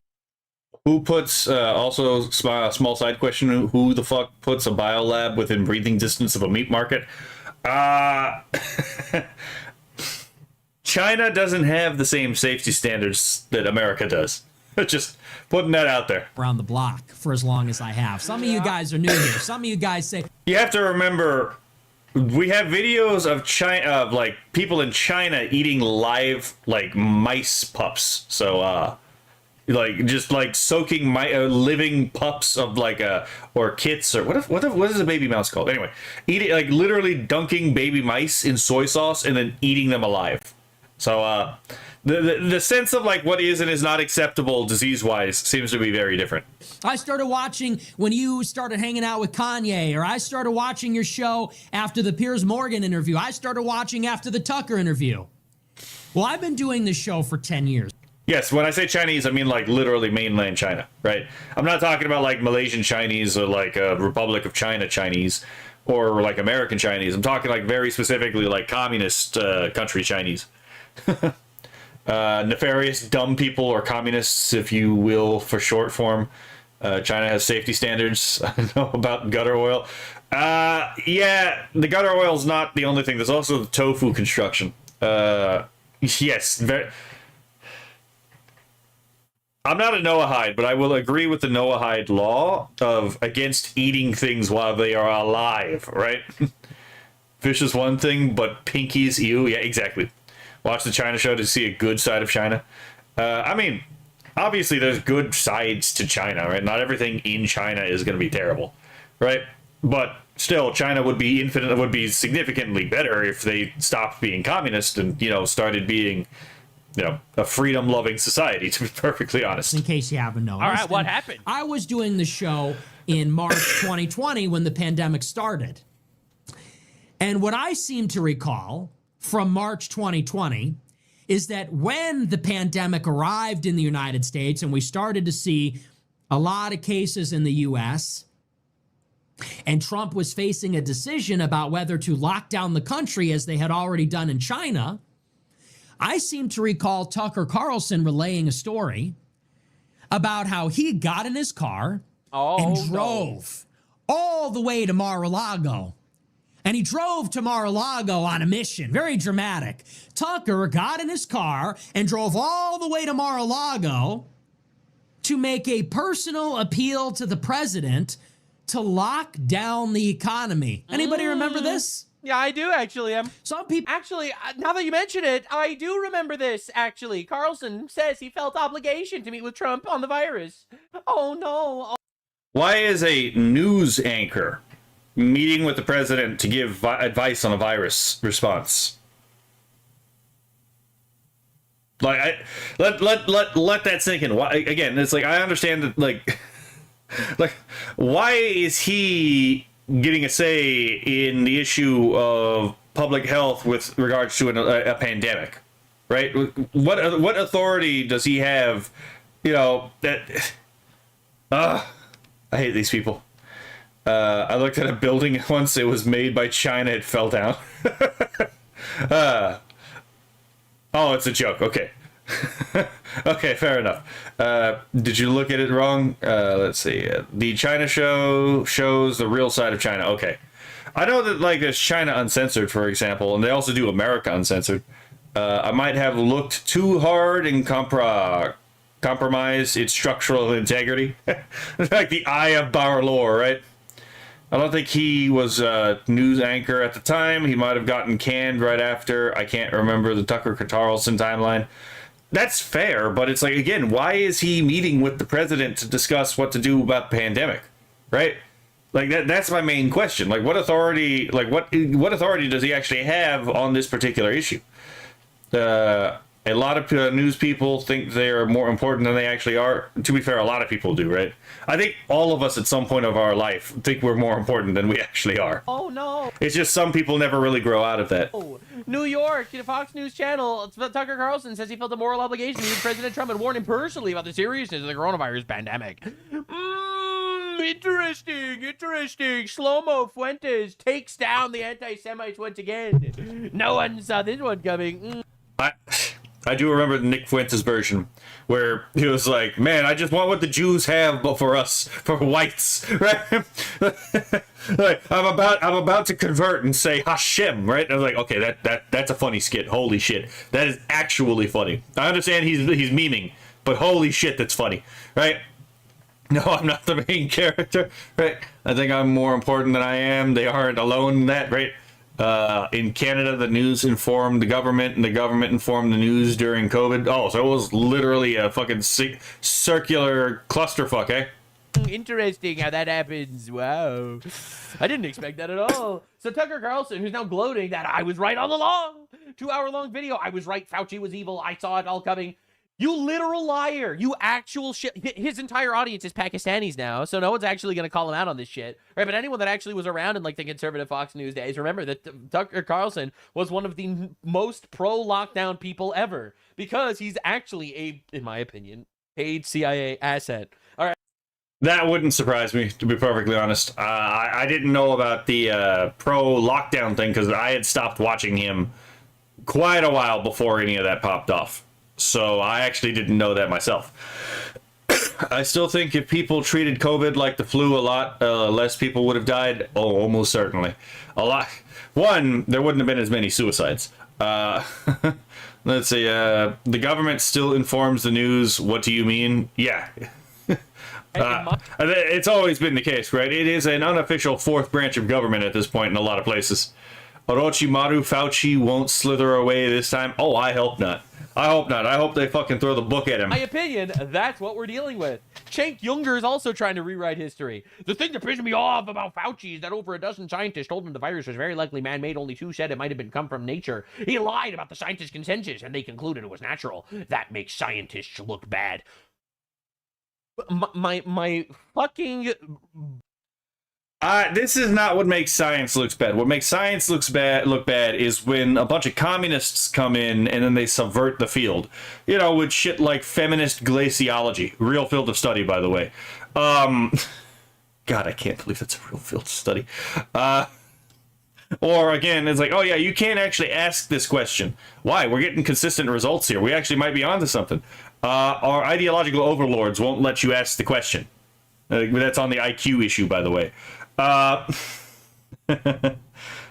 my god, you can't be honest. For a lot of these people, you can't seem to be honest about like the reproducibility crisis in a lot of these fields, right? Like, oh yeah, we can't really replicate some of these experiments in some of these fields. Oh, it's almost as if it's a soft science, and like even some of the hard sciences are a little bit stochastic or just entirely probabilistic when it comes to, again, specific high energy fields. But I fucking digress, right? Let's see. Law books are huge. Yes, they need to be slimmed down. Holy shit! There's no reason for laws to be as convoluted as they actually are. The speech laws in Canada are so bad right now. They really are, and getting worse. Yep. I need to check up to see if Alberta made any progress becoming independent. Oh, I hope the Albertans and like basically anyone who wants to become independent in Canada, I hope they can. Holy crap. Bitch boy, all right? My animal-loving, abusing, child fat man. The Democrats lied. The leftists lied. The CIA lied to push leftoid propaganda campaigns. I mean, what did you expect? It's not Fauci lied about what scientists told him to make scientists look bad, so but my guy, what are we doing here? All right, in fact, if you look at old clips from the Young Turks, it is a nightmare. I remember like the science trademarked meme from back in the day just because of the way Fauci actually carried himself, right? Oh my god. Everyone who believes in the conspiracy is saying that he came out of a lab in Wuhan rather than through food at a market. And he continued to push a conspiracy theory that has already been debunked by our already been debunked. It's already been debunked, guys. Intelligence community. This whole notion that the coronavirus was developed in a Chinese lab. What a stupid notion. Totally debunkered. That has been debunked. Is that I don't know who to trust. Yeah. Right? I certainly don't trust reporters. Because reporters treated this initially as if it was nothing more than a crazy, unhinged conspiracy theory. Yeah. So I don't know if she just doesn't remember doing this, because it's entirely possible that some of these people just don't remember saying this because of how much can happen in a year, right? But at the same time, it's like, there's no introspection here, right? You would imagine that if you're in a position like this, if you can remember making the statement back in 2020, I guess, right? You'd be like, hold on, maybe I am one of those reporters that I am complaining about right fucking now, right? Oh my god, just like projecting her own issue that she has with her own self onto everyone else. Oh my god. Let's see. Alberta is a bit of a shit show right now. I can tell you I'm in Alberta. The machine is in full deployment against us, but that is making more and more people want out. Thank God, right? Here's the thing. As soon as like one of these provinces of Canada breaks away, it's very likely that that's going to be extremely destabilizing for Canada, because Canada has always been kind of held together by duct tape and string, and like the hopes and prayers of, well, I mean, I guess Canadians, right? Let's see, praying for my northern neighbor, right? Questions like no virus questions. It's large. It's a huge mess, especially with the Edmonton police coming out with an anti-hate speech campaign. Even the better parts of Canada sometimes can't help themselves, eh? Let's see. We may become a U.S. territory pretty soon. Territory is the key word there. We might have to wait a little while to get some of the cringe elements out of the, out of it before we can let y'all become a state, if that's the case. Heading home from work, be back. Understood. I mean, it's already coming apart at the seams. It's been coming apart at the seams for quite a while. It's just kind of accelerated. So who do you trust? Which reporters? Which reporters considered it a crazy conspiracy theory? You, bitch. Literally you. Right? You can't trust the legacy media outlets because... Who could you trust? Who could you trust? Yeah, reporters lied to you. Yeah, which reporters, bitch? You? Literally you. Because that was their narrative. Look, I made fun of COVID when it just started. When COVID was starting, I made fun of COVID. And I got a community strike on my YouTube channel, and they took my video down. It's came out of a city that has a... And we can't really do anything about that. But yeah, I think people all forgot that, like, again, the Obama and Biden administrations were literally breathing down the necks of a lot of these online companies, being like, hey, you do what we ask you to or else, right? Again, if our ancestors were still alive, you know, the founders, they would have booged out decades ago. Let's see. The moment we are given guns, we will remove the cringe. Exactly. Let's see. Did you see they shut down the snitch line for overuse? I did not. Institute of Virology, a Chinese lab that worked on coronaviruses. Wow. So Anna Kasparian asks, you can't even trust reporters anymore. They lie to you. And Cenk Uygur's like, yeah, you know who lies? The people that are connected to the Virology Institutes. They also shut it down because they almost got crucified on social media. Understood. That is an awfully large coincidence. And that's what I've thought throughout, that was an awfully large coincidence. That's what I've thought throughout.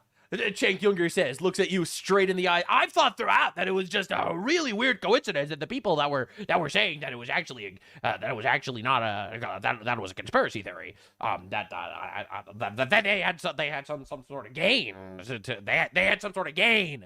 I thought it was an awfully large coincidence the entire time. Except you were literally. See, I can admit, right, that, like, at the very beginning of all this, I didn't exactly have a reason to suspect it was a fucking, like, again, lab leak or, like, anything else other than a potentially natural mutation that just resulted in a new pandemic. That shit does happen, right? And then as evidence came out, I was like, oh, shit, I was wrong. Apparently there is a reason to think about this, right? So it's like, again, just admitting that you either just didn't know something or that you were fucking wrong at a given time shouldn't be that hard. And this is the exact reason why people don't fucking like journalists. Is journalists have this damn like chip on their shoulder about being seen as like these like paragons of truth, but it's like, no, you're the same kind of retard the rest of us are. You just have a different like role to play in society. That's how Alberto rolls, if we told him. Let's see. Nux will deny it, but he is a prophet, a proper one, not like Mohammed. Let's see. Over time, everyone in the world will soon learn how inverted the sciences are. Yeah. Medical Lysenkoism is going to get a lot of... Medical Lysenkoism is already probably going to have gotten a lot of people killed. And it doesn't look like the medical Lysenkoism problem is going away anytime soon. Worst case scenario, a lot of people are going to die, even if there is no communist revolution, just because of the medical Lysenkoism. One of the major pro-lockdown dumb fucks in the entire country. Right? You must have been tickling horses in the nether regions before when you were not paying attention. That is what they were talking about. I was wondering about like the comment he made earlier. Is like, is he talking about the horsecock thing? So he is talking about the horsecock thing. Literally one of the major pro-lockdown, pro-vaccine propagandists that were advocating for the deplatforming of people that criticize the mainstream narrative. Yeah, I mean, like, epistemologically, the sciences are themselves fine. The problem is, though, is that the sciences are run by, you know, human beings, and human beings respond to incentives. And sometimes those sometimes those incentives can override the alleged safeguards that we, or, you know, the intended safeguards we have for the scientific method, right?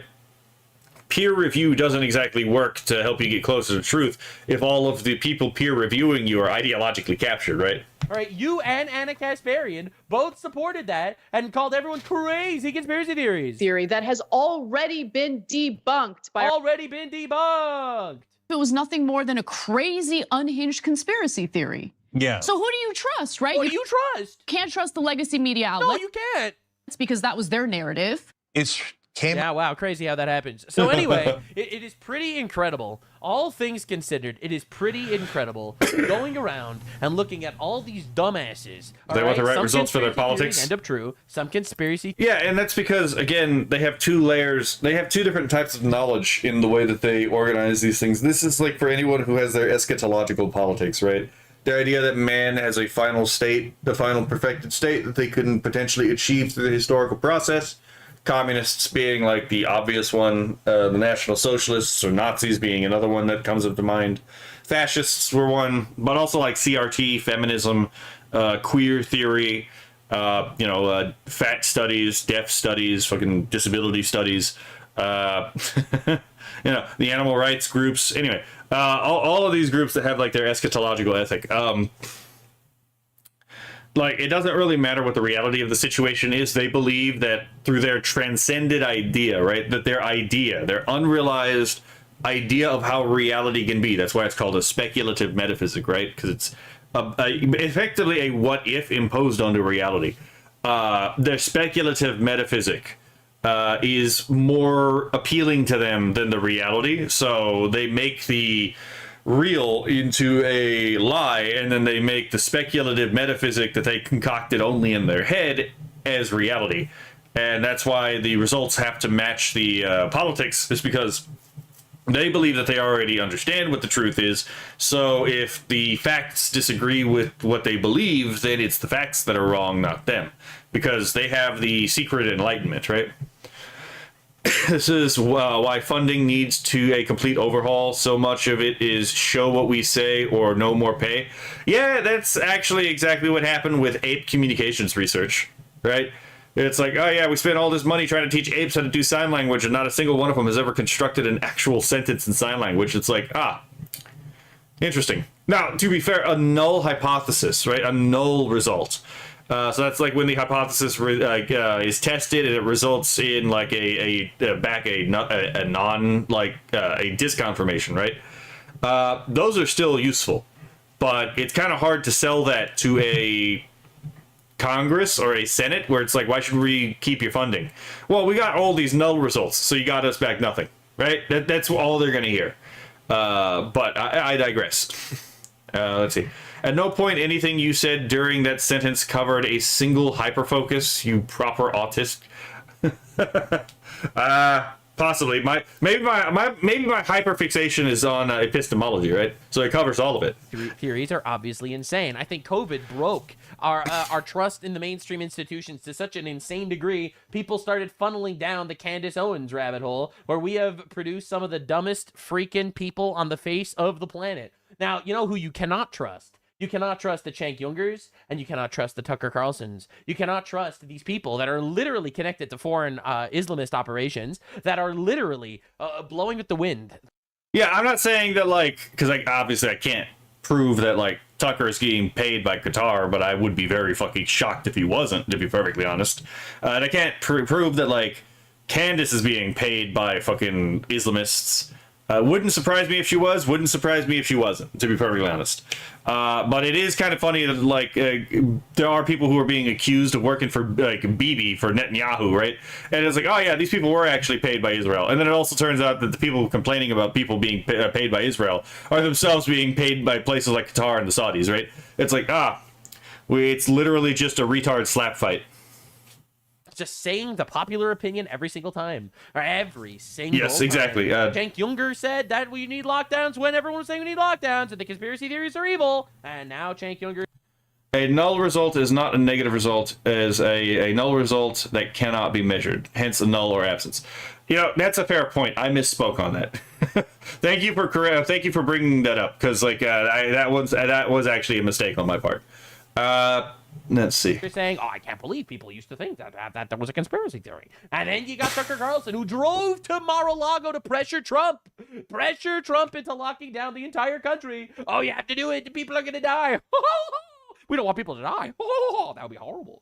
But also now he's making a 2-hour-long video saying I was right all along. It was a conspiracy theory. These are the people you cannot trust. These are the absolute dipshits that are manipulating us, that are being funded probably by foreign entities, that probably do have connections to governments or CIA or whatever. And these absolute dipshits need to be destroyed. Thank you for your attention to this matter. These are propagandist morons. And we are winning the greater war here. It is for those of you that are unaware, we are actually winning. Either that or the Jews are tricking you into thinking that they're manipulative pieces of shit, but actually... I would not count our chickens until they hatch, to be perfectly honest. Never doubt the right's ability to snatch defeat out of the jaws of victory. It's the Jews that are tricking you into the fact that they're lying all the time. The fact that they're literally lying constantly to support Islamic terrorism and support radical leftist like Jeffrey Epstein policy. You know, Epstein was pushing lockdowns and stuff. So you know, that's a coincidence. And the Jews are tricking you into noticing, probably. That's what I have to say. Not to say that Ben Shapiro's innocent here. He also was like... I don't know. It's like you notice, again, you notice correctly that, like, again, Israel, especially with like its intelligence agencies, do stupid shit. And it's like, yes, we have been noticing. But then you notice Muslims do stupid shit as well. It's like, yes, we have been noticing. But then one noticing group will call the other noticing group retarded. And it's like, so you can notice the one thing, but you can't notice the other thing?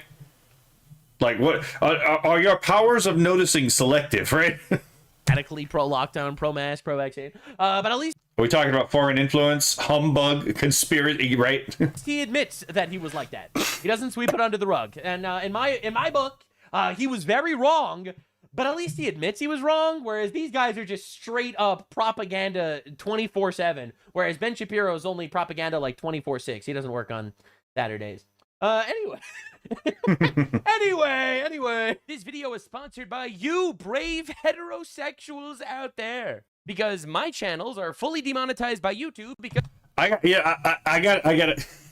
gotta make an animation. That's probably gonna be like the first thing I animate when I start doing the animation stuff. It's just gonna be my character saying that fucking from Nux, right? brought to you by you brave heterosexuals out there, right? It's just such a funny fucking line, right? All right, so here's part 2 of the video. It's not really part 2, but it's like, again, this really ties into it. So found out recently that Andrew Wilson was hired by Turning Point USA to teach their debaters how to become unstoppable. So the picture's kind of getting smaller and smaller, and this whole battleground is heating up more and more. Well, and this is a real strategy, not strategy. This is a real like concern, because it's like it turns out debate is a skill that you have to actually practice. A lot of it is time management, and you can be absolutely correct on a subject matter and still lose a debate just because you don't understand how to actually navigate the debate format, right? Let's see. USA hired me to go down and train its new crop of debaters. Now, this has caused many on the left, especially, to start to lose their minds. It's been pretty entertaining to see the response. While I was down, APUSA meeting with leadership and teaching their new crop of debaters how to kick the shit out of leftists, I get a DM from one Mr. Brian Shapiro. So Brian didn't know Andrew was with Turning Point, and he happens to send Andrew a message. Why is my model freaking out? And you can't make this up when I tell you this. Brian said, everybody on the right hates you. Right, Andrew? And I said, really? Like who? And I'm not even kidding you. I'm going to read it for you verbatim. And Brian responds with, everybody at Turning Point USA. Most people forgot to have how to have a conversation. You're not wrong. I wouldn't say most people. I think it's mostly on a very specific subset of the population, right? A specific ideological subset of the population who forgot how to have a conversation. But progressively speaking, yes, I think you could agree that like any group that you picked out and like you compared them to their even recent ancestors, I think that yes, the ability to have a conversation has definitely declined, and it only seems to be picking up, at least in my experience, because of, ironically enough, right, chat rooms where people can actually actually talk to each other. So it's kind of interesting. Hey, I know them all. They're my friends, and we have private conversations. As he's sitting there with the Turning Point people, I asked him, like, you guys ever heard of this? Who the fuck is that? I mean, you could cut the irony with a knife. This is literally the same strategy Brian Shapiro has tried with me. There's people in this industry, you've done their shows, people on the right. They've told me in private conversations, multiple people, that it was a brutal interview with you. What's interesting is that when I just asked him, okay, can you be specific? He couldn't. Are you willing to say, like, who? I will ask I will ask them. The only name he provided was Tim Pool. I've never done an interview with Tim Pool. That's not a good sign. Like, oh yeah, it was your debate. It was your conversation with Tim Pool that was like bloody and it was absolutely. What the fuck? Like, oh my god, how do you? Did you tell him you were with him at that exact moment? Nope, I didn't. I said, you're right, Brian. Right. And what's really funny is that Andrew didn't even tell Brian, I'm actually sitting with them right now, you fool. Like, he just played it off.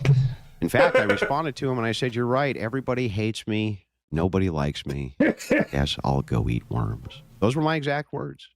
I don't know what the clinical label for this kind of behavior would be. To me, it strikes me as a form of projection. People don't like you. People don't like you because there's some insecurity of people don't like me. This guy sends me. I mean, is it gaslighting? Like, is he trying to gaslight him? I will speak louder than you. Sometimes you got to do that on like voice chats, right? Like, is he looking for the word gaslight? Right?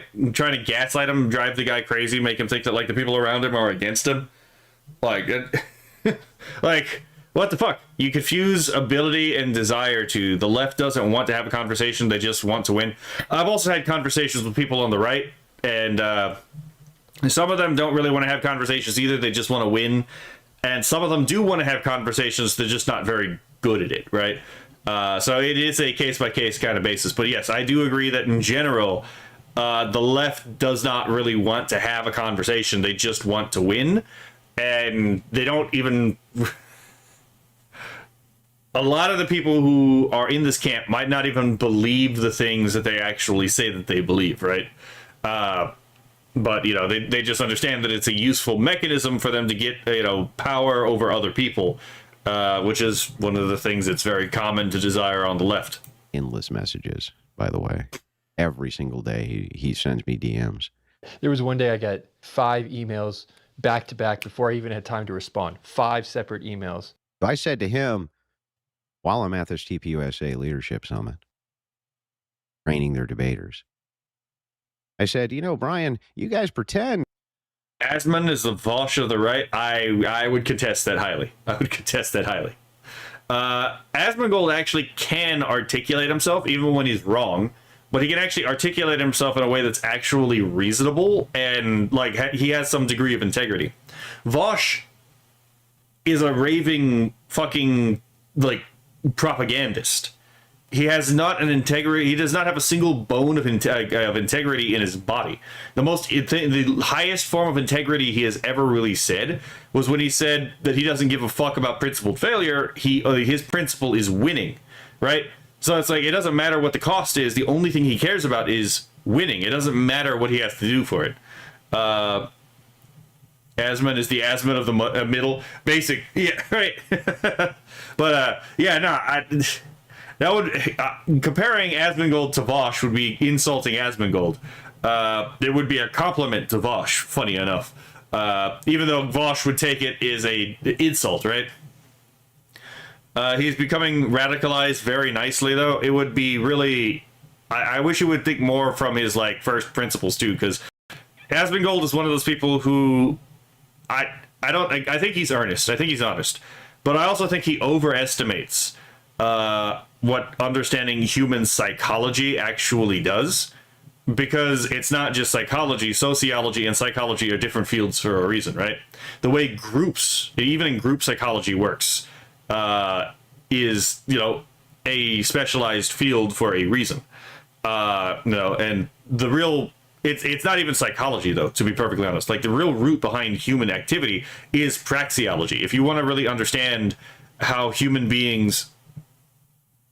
Okay, hold on. I almost thought my computer crashed for a moment, right? So it's like, psychology is a good thing to understand, right? And so like when he talks about like, oh, I understand human psychology, I mean, that's fine. But psychology isn't really going to help you predict, it isn't really going to help you deal with, for example, the economy. It's not really going to help you deal with sociology. It's not going to really help you deal with, again, any kind of religious, I don't want to say religious studies because it's communist propaganda, but like the understanding the religion of a people. Like there's all these different faculties that are distinct from psychology that actually do interplay with each other. And the most important of these is praxeology, which comes at like the very beginning of human behavior in the first place, right? It is the very study of human action in and of itself. Eventually comes around to the truth of the situation. I think he's honest. So it's like I respect the guy even when I disagree with him. If they can't establish communism now, it will never happen. That doesn't really matter to them, because the thing is they don't really care how long it takes, so long as they have a reason to actually struggle for their purposes. They will still continue to struggle for it. A lot of these people don't care. They've been in late stage capitalism for more than 100 years. They would willingly be in late stage capitalism for 500 years, still trying to fight for the communist revolution. A lot of right-wingers dislike me, but you never name any. Erudite did the same thing. That's weird. Then we have the left losing their minds because of Andrew Wilson working with Turning Point. Now, this is where it gets very entertaining as well. So I went over and trained all these guys up. I saw Z speaking about it. X, the head of the America, not thrilled to have competent debaters over at TPUSA. This is the thing too. It's like I can't stand these people who, because they're gonna talk in this video later about the whole conspiracy theory of Candace Owens, right? I can understand how frustrating it is for a lot of people, right? Because we already know. We saw how many people just like gloated and fucking celebrated the death of a man in front of his, daughter and his wife, for the simple act of trying to have a conversation. Not even debating, just like having an actual conversation, right? So we are very well aware of how many people would celebrate if any of us had died, right? Because it's the thing that people point out is like, oh yeah, it's not that Charlie was particularly anything special. It was like he was literally just in front of everyone else, right? And you know, that is true. So whenever they do this and they go and they try to absolve someone who seems to be, from what I can tell, very clearly guilty of the crime, what are they doing other than running defense for the left and like trying to take justice away from someone who had been murdered on the right, right? Like, granted, maybe they actually do believe that like the cops have the wrong person. That in itself is like, I don't really care about that part. The issue is, again, it's like it's still running defense for the left, because I don't really think that there is a good reason to think that they have the wrong person, to be perfectly honest. I could be wrong, but I don't see how I am wrong. Let's see. He might understand the individual, but he lacks an understanding of how individuals change in groups. He has some understanding of it, but like for we could get into like historical examples, right? I always bring up neutral Morse net because everyone talks about like how people don't act in certain ways, and I'm like, well, we actually have a several hundred-year long example of people acting in a way that people say people don't act. It is called neutral Morse net, which was effectively an anarchist zone in the Middle Ages, because it was co-claimed by like 3 different kingdoms. No one wanted to touch it because it would trigger a war between the other 2 kingdoms, and so it was just allowed to effectively be an anarchist zone, and they did actually quite well. It was not exactly famed for crime, right? It was actually a functional society. So we know that certain ideas like anarchism actually work because we have historical precedent for it. Let's see. I mean, if they waited 70 years, why rush the end game and compromise it? Okay, so the thing about the dialectic is that it will always be able to come up with some bullshit excuse as to why we need to continue it. So when communism failed its orthodox prediction, right? When the oracular predictions of orthodox Marxism failed, they moved to more of a synthesis of capitalism and communism, right? In China, this expressed itself as Deng Xiaoping theory. It doesn't matter whether the cat is black or white so long as it catches mice, which was basically a means of saying it doesn't matter whether the economy is command or a market so long as it actually moves the dialectic of history forward. So it was a way to figure out how to get the capitalist idea to serve the communist. And we had a similar movement. We actually had 2 similar movements in the West. We had managerialism, which is basically just communist subversion of HR departments, the invention and subversion of the HR department, if you will, right? As well as, deeper public-private partnerships, like the whole point of like corporations in fascist Italy, which is what a lot of communists took inspiration from, because it turns out the fascists were themselves actually just students of communism, right? Giovanni Gentile in his early years was a practicing communist, and he just thought communism didn't work internationally, so he wanted to make communism for the local people, and that's where they came up with fascism. Where was I going with this? Oh yeah. That's where all the managerialism bullshit came in. The complete subversion of your corporate, capitalist system to serve the ideological ends of the communists. And then you had like the Gramscians take over all modes of artistic production because they understood that the mode of artistic production is actually important for cultural production, and that you couldn't just take the means of economic production, you had to take the means of cultural production as well, right? So yeah, that's why. It's because even if they fail at this, they will just come up with a new synthesis that will explain why the previous one failed. And the reason the previous one failed is, we didn't get into the dialectic deep enough. And now that we have, again, taken another step with the dialectic, we can try again. So it's a process that's never going to end. You're always going to have to deal with these bastards. They are not going to be like the Manichaeans. They're not just going to disappear because the entire world turned on them, to be perfectly honest. Let's see. To go up in a large ball of flames, everyone wants to go out like a wrecking ball, right? Oh, God. Hello, Glasspool, by the way. Hello, Crimson Rain. The moment when anarchism works better than communism, I mean, it does. Most people think anarchism just means like lawlessness, but it's like, no, that's actually not. In fact, actually, that definition of anarchism was was basically invented by communists, right? So it's not a definition I would put too much stock into. A lot too much to summarize. Yeah, the Hegelian diuretic. Ooh, that. Okay, I'm gonna take that. I'm gonna use that. She confronted Andrew right after this.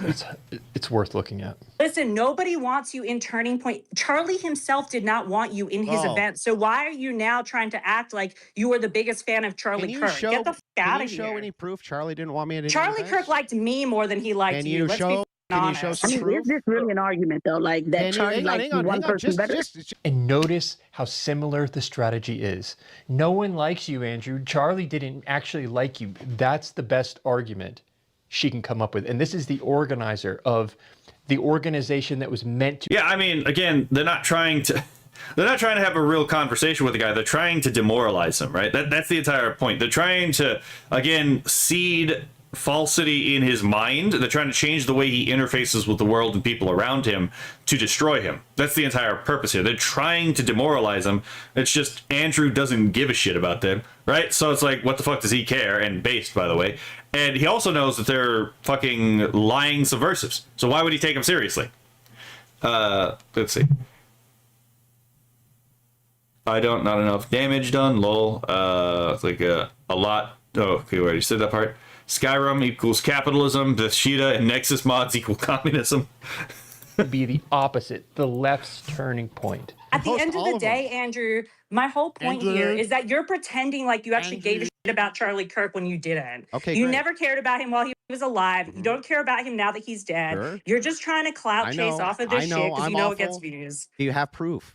So what does Andrew do? He asks for evidence, which is what you must do. Again, did you ever go to a Turning Point event? Did I ever try to? Oh, exactly, because you didn't care about Charlie when. See, this is also a bullshit statement because it's like, what if, for example, the martyrdom of Charlie actually, got someone to realize, like, hey, I need to do something, right? And then they go and they try to join Turning Point USA, and then to do what needs to be done in light of all the things that have happened, right? That's not something to deride someone for. And yet she's trying to deride him for this, again, because they're not actually trying to have a real conversation here. They're just trying to degrade the man, make him feel bad, hopefully demoralize him, because it turns out he is an actual threat. So the woman he's talking to is almost certainly a communist subversive. So, again, they don't want the conversation. Exactly. That's why they're going after him. Because here's the thing. Andrew Wilson, there's a lot of people who think Andrew Wilson is kind of a jackass, but he's not. Andrew Wilson only really starts becoming aggressive with you if you actually slight him, right? If you disrespect him, then the gloves come off, and it's like, that's entirely fair. But yeah, in general, if you don't insult him, if you're not a cunt, right, then he's actually quite polite and he's quite agreeable. So it's like, yeah, that there's a reason why they don't want him to be involved with this, because they want to see Turning Point USA collapse and crumble. He was alive, and you don't care now that he's dead. That's quite a claim. Let's look at her logic. You literally just said you never even tried to get into a Turning Point event. So what? What does that have to do with anything? Because you didn't care about Charlie Kirk. I never went to a Turning Point event. I don't like going to events. Does that mean I didn't respect or admire Charlie Kirk's work? That's a good point. I too actually hate fucking going to rallies and stuff like that. Why would that? How does that even equal? How does that equal? If you out? cared about Charlie Kirk, why would you not go to his events? Again, that doesn't make any sense, because like by that logic, does that mean that cripples can't have cared about Charlie Kirk? Right? If a man is in an iron lung, right, and he finds Charlie Kirk's again speeches inspiring, and it inspires him to love his life, right? Because he talked a lot about like the value of human life, right? Like let's just say that like gave him a positive view, it taught him a positive view of human life. The man is in an iron lung. He can't go to a convention. It doesn't mean that he's not still a supporter or someone who cared about Charlie Kirk, right? That's fucking ridiculous. Home and back. Also playing Wedding Witch, based, right? Andrew debated 16 Marxists at a time, unfair for the Marxists. Yeah, absolutely, right? Andrew only ever feeds back the energy he gets. He's also a perfect mirror. Exactly. Let's see. Building a net of local leadership of populations of 5,000 or less tied into a larger net would work best for running a country infrastructure-wise. I don't know about that, but I'd be interesting to see the math behind that. My evidence is an absence of evidence. You never went to a Charlie Kirk event. That's my evidence. You're doing all of this as a grift. So that's what I did. Went over to their Capitol compound in Arizona, and I started training their debaters. Make no mistake, this is an all-out declaration of war. I think they have come to realize that, well, our strategy has not been working. And seeing that America feeds into it, the liberal op, to TPUSA, under Z, they don't care. So I put in a little request to my own TPUSA. I requested that they hire me as the official Charlie Kirk conspiracy theorist liaison. Andrew is going to do what Andrew does best, and he's going to take the fight and say, I will debate all of you. So all these like Baron Coleman and Candace Owens and all of them, I will be happy to go answer all of your questions that you have, as long as we can do it live. All of you, any of you. See, again, this guy's putting his money where his mouth is, right? It's like, you know what? I will stand on business. I can actually do this. Now, not everyone could do this, right? It turns out that like speaking live to another person and like even debating live, each of them take their own unique sets of skills, right? So it's like, just because someone doesn't do live debates doesn't necessarily mean they don't know what they're talking about. They just might not be able to manage time effectively in like a debate format. And they may just be a better researcher than they are a debater. That kind of stuff does happen. But, you know, because a lot of, again, Mantis Wave has a whole video on debates particularly, right? Where it's like, if you learn how to manipulate the constraints of a debate, you can actually come off as significantly more capable than you actually are. Let's see. Never occur the cosmic wrath, for she goes from fair enough to fear enough in a debate. Sounding kind of communist there, right? You want to play this game? Fine, let's have some fun, is all I hear right now. Exactly. Anywhere you want, just make it live. So far, none of the top names, from what I can see, have taken him up on this. Andrews. I might be misremembering this, because I thought that this was the video where like he was debating one of these Kirk conspiracy people. And because I remember something about like him debating one of these people, and they just not fucking giving anything to like evidence their point. And Andrew Wilson just rightly points out, it's like, no, you're completely misunderstanding how burden of proof works. Burden of proof doesn't mean that I have to do all the work and you don't have to do anything. It means that you have to actually engage with the evidence that I provide, right? Hold on, let me see if I can find it, because I thought that that's what we were watching, but it seems not to be the case. It looks like I'm accidentally making a decently long episode, right? Okay, let's see. Let's try this, actually. Oh, oh, there it is, okay.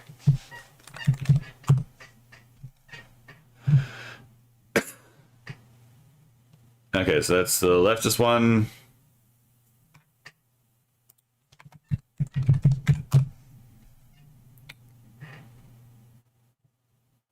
Kirko mid-interview backfires. Let's go this one. Let's see. Smarted Vosh. Maybe I was misremembering something. Interesting.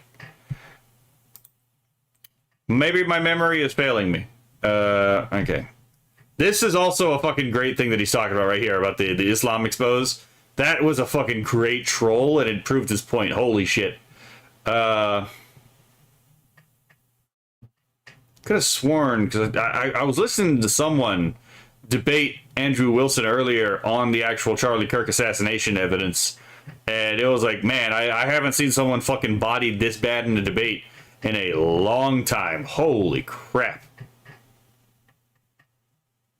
Okay, I might have to find it for another time. Welcome back. Yeah. All right, let's go back here. Compromised?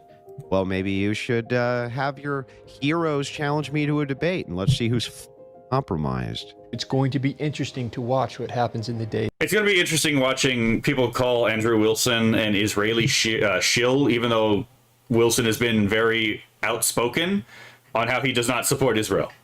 Right? It's going to be very, because you know there's going to be some retard who's going to be like, ah, yes, he's clearly being paid by Netanyahu. And it's like, I don't think he would Wilson would not take that money. He's already been very much on the record on why it's a little bit of magical thinking, but why he doesn't particularly like Israel. Not in the sense of like it shouldn't exist ontologically speaking, but more along the lines of like he doesn't like entanglement in Israel, right? So young to lose his memory, a shame, right? It's already becoming Alzheimer's, right? Already suffering the dementia. Did you pick up your official King of the Hill style Alamo beers? Oh God. Days ahead. For some reason, I got a feeling these people are going to go hide under their bed. We just had Brian from the Whatever podcast offer Candace Owens, I think, $50,000 if she would be willing to come debate Andrew. I would love to see that. I think my mind is open to being changed. I mean, I'm going to be perfectly honest. Wilson would fucking eviscerate Owens. For sure. Personally, I have no problem with people who want to discuss the discrepancies, the things that are not easily explained, the things we do not clearly have answers to yet. What we need is for these debates to occur, but they don't seem to be happening. Let's have a talk. I'm a nice guy. I just want to talk to you. That's it. We're begging them. Come on, let's chat. Can we chat today? Can we chat today? Can we chat today? Can we chat today? Now? You want to do it now? When you want to have a talk? Candace and Barron are actually investigating. They don't investigate shit. They're not investigating nothing. I mean, yeah, especially after he managed to troll Candace with that very obvious, like, bait. Yeah. I think he has every right to be pissed at this, to be perfectly honest. Beers at HEB? They're raking in the cash with a bunch of dumbass theories that I'm going to blow out of the water in 5 minutes. Suddenly, no one wants to debate. This is not about how I feel about Andrew Wilson, Candace Owens, or any of these personalities. To me, this is about what does the evidence indicate. Yeah, and a lot of these people have actually gone and done debates before, right? I don't know how well they did in those debates, because let's be fair, public debates are oftentimes very underwhelming. But yeah, it's like, it's interesting. A lot of these people will debate a bunch of people, but as soon as like someone who actually has a proven track record on this issue, it's like, yes, I think I'm gonna dip out, right? It's very telling. You can understand where Sean Ryan's coming from, where almost all these people are coming from. You lose me when you refuse to have the debate, though. All such inquiries. I don't care about debates, to be perfectly honest. An actual conversation is the thing that you can have, because you can actually cover all of the debate subject matter in a long-form conversation, and actually, you can actually get into more depth in a conversation than a debate, because again, in a debate you have a time contract. You have an issue of time limits. Now that's by design, because debates are not a normal conversation. But I digress. We'll now be going through the Crucible, and I will be happy to go on your channel to answer all of your questions. What questions would you like answered? Just remember that it has to be live and live streamed so that I can go over and have a nice chat with you. So, yeah, I really hope people take him up on what the fuck is that? Anyway, I really hope that people take him up on his offer, because, like, I kind of want to see, unless it's Alex Jones. I don't know. I haven't heard anything about what Alex Jones, I haven't heard Alex Jones say anything about the whole Kirk situation, to be perfectly honest. So I'd be interested to see what he has to think about any of this. But, so yeah, I guess that'll be the end of this particular episode. So I guess y'all let me know what y'all think in the comments, and I'll see y'all in the next video. Okay, so there's a recording for that. I accidentally spent like 2 hours on that. I didn't mean to. Let's get that liberal hive mind video up.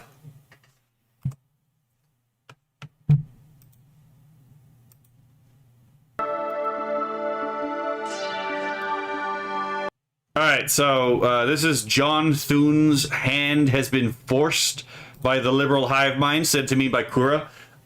So I just found out about this because of, you know, him in chat. So let's see what's going on here. Let's see. Philip says, an actual convo means putting aside the goal of winning the argument. Yeah, it just like the actual discourse is not actually concerned with winning the conversation. It's, you know, about actually having a conversation, right? Hey guys, welcome to the Liberal Hive Mind, a channel solely focused on exposing the abundant hypocrisy of the left. This work center has been accident-free since Jeff left. That's a fucking sign. Holy shit. It sucks to have a raw knuckle on my dominant hand and it won't heal until sleep. Ooh, yeah. At least put a band-aid on it, right? Like, oh my goodness. And here's the meme of the day, brought to you by 5mind.com. Friends, the pressure campaign is mounting, and while this is certainly still an uphill battle, once again, update by update, the path seems clearer and clearer towards potentially passing the SAVE Act. In other words, exactly as I've been saying, Senate Leader John Thune is basically full of shit. He continues to suggest that the SAVE Act simply cannot be passed, and rather than actually lobbying to get it done, he wants to turn it into a campaign issue, moving into the midterms. So I'm probably not going to get to this particular stream, but yeah, so as Chippy Reviews pointed out, right, they didn't get the Screen Act, but they did get the COSA Act passed, even though it hasn't been made into a law yet, right? It hasn't gone completely through the process, but like, not COSA, the Kids Act, right? And the thing about that is they want you to have an ID present to use the computer, but they don't want you to have an ID to vote. Now, I know other people have pointed this out, and I still have to point this out because, like, the naked apparentness of, like the apparent, like, and naked objective of this is so obvious that, again, it would be an insult to the intelligence of my viewers to, like, have to explain it in extraneous detail, right? Like, we all know what it is. We all know exactly why it is you wouldn't want an ID for voters, but you would want an ID for, you know, access to the internet, right? What happened when the United Kingdom like lowered the age to vote? Oh yeah, it turned out like when everyone started, you know, now 16-year-olds can vote, but you know what 16-year-olds don't have? They don't have access to anything that's blocked based off of an age restriction for everyone under 18. So now whatever the government decides that the under 16, the 16, that's not under 16, it's like at 16, right? So anyone below 18, so between 17 and 16, yeah, they all they get is whatever the hell the government wants them to see.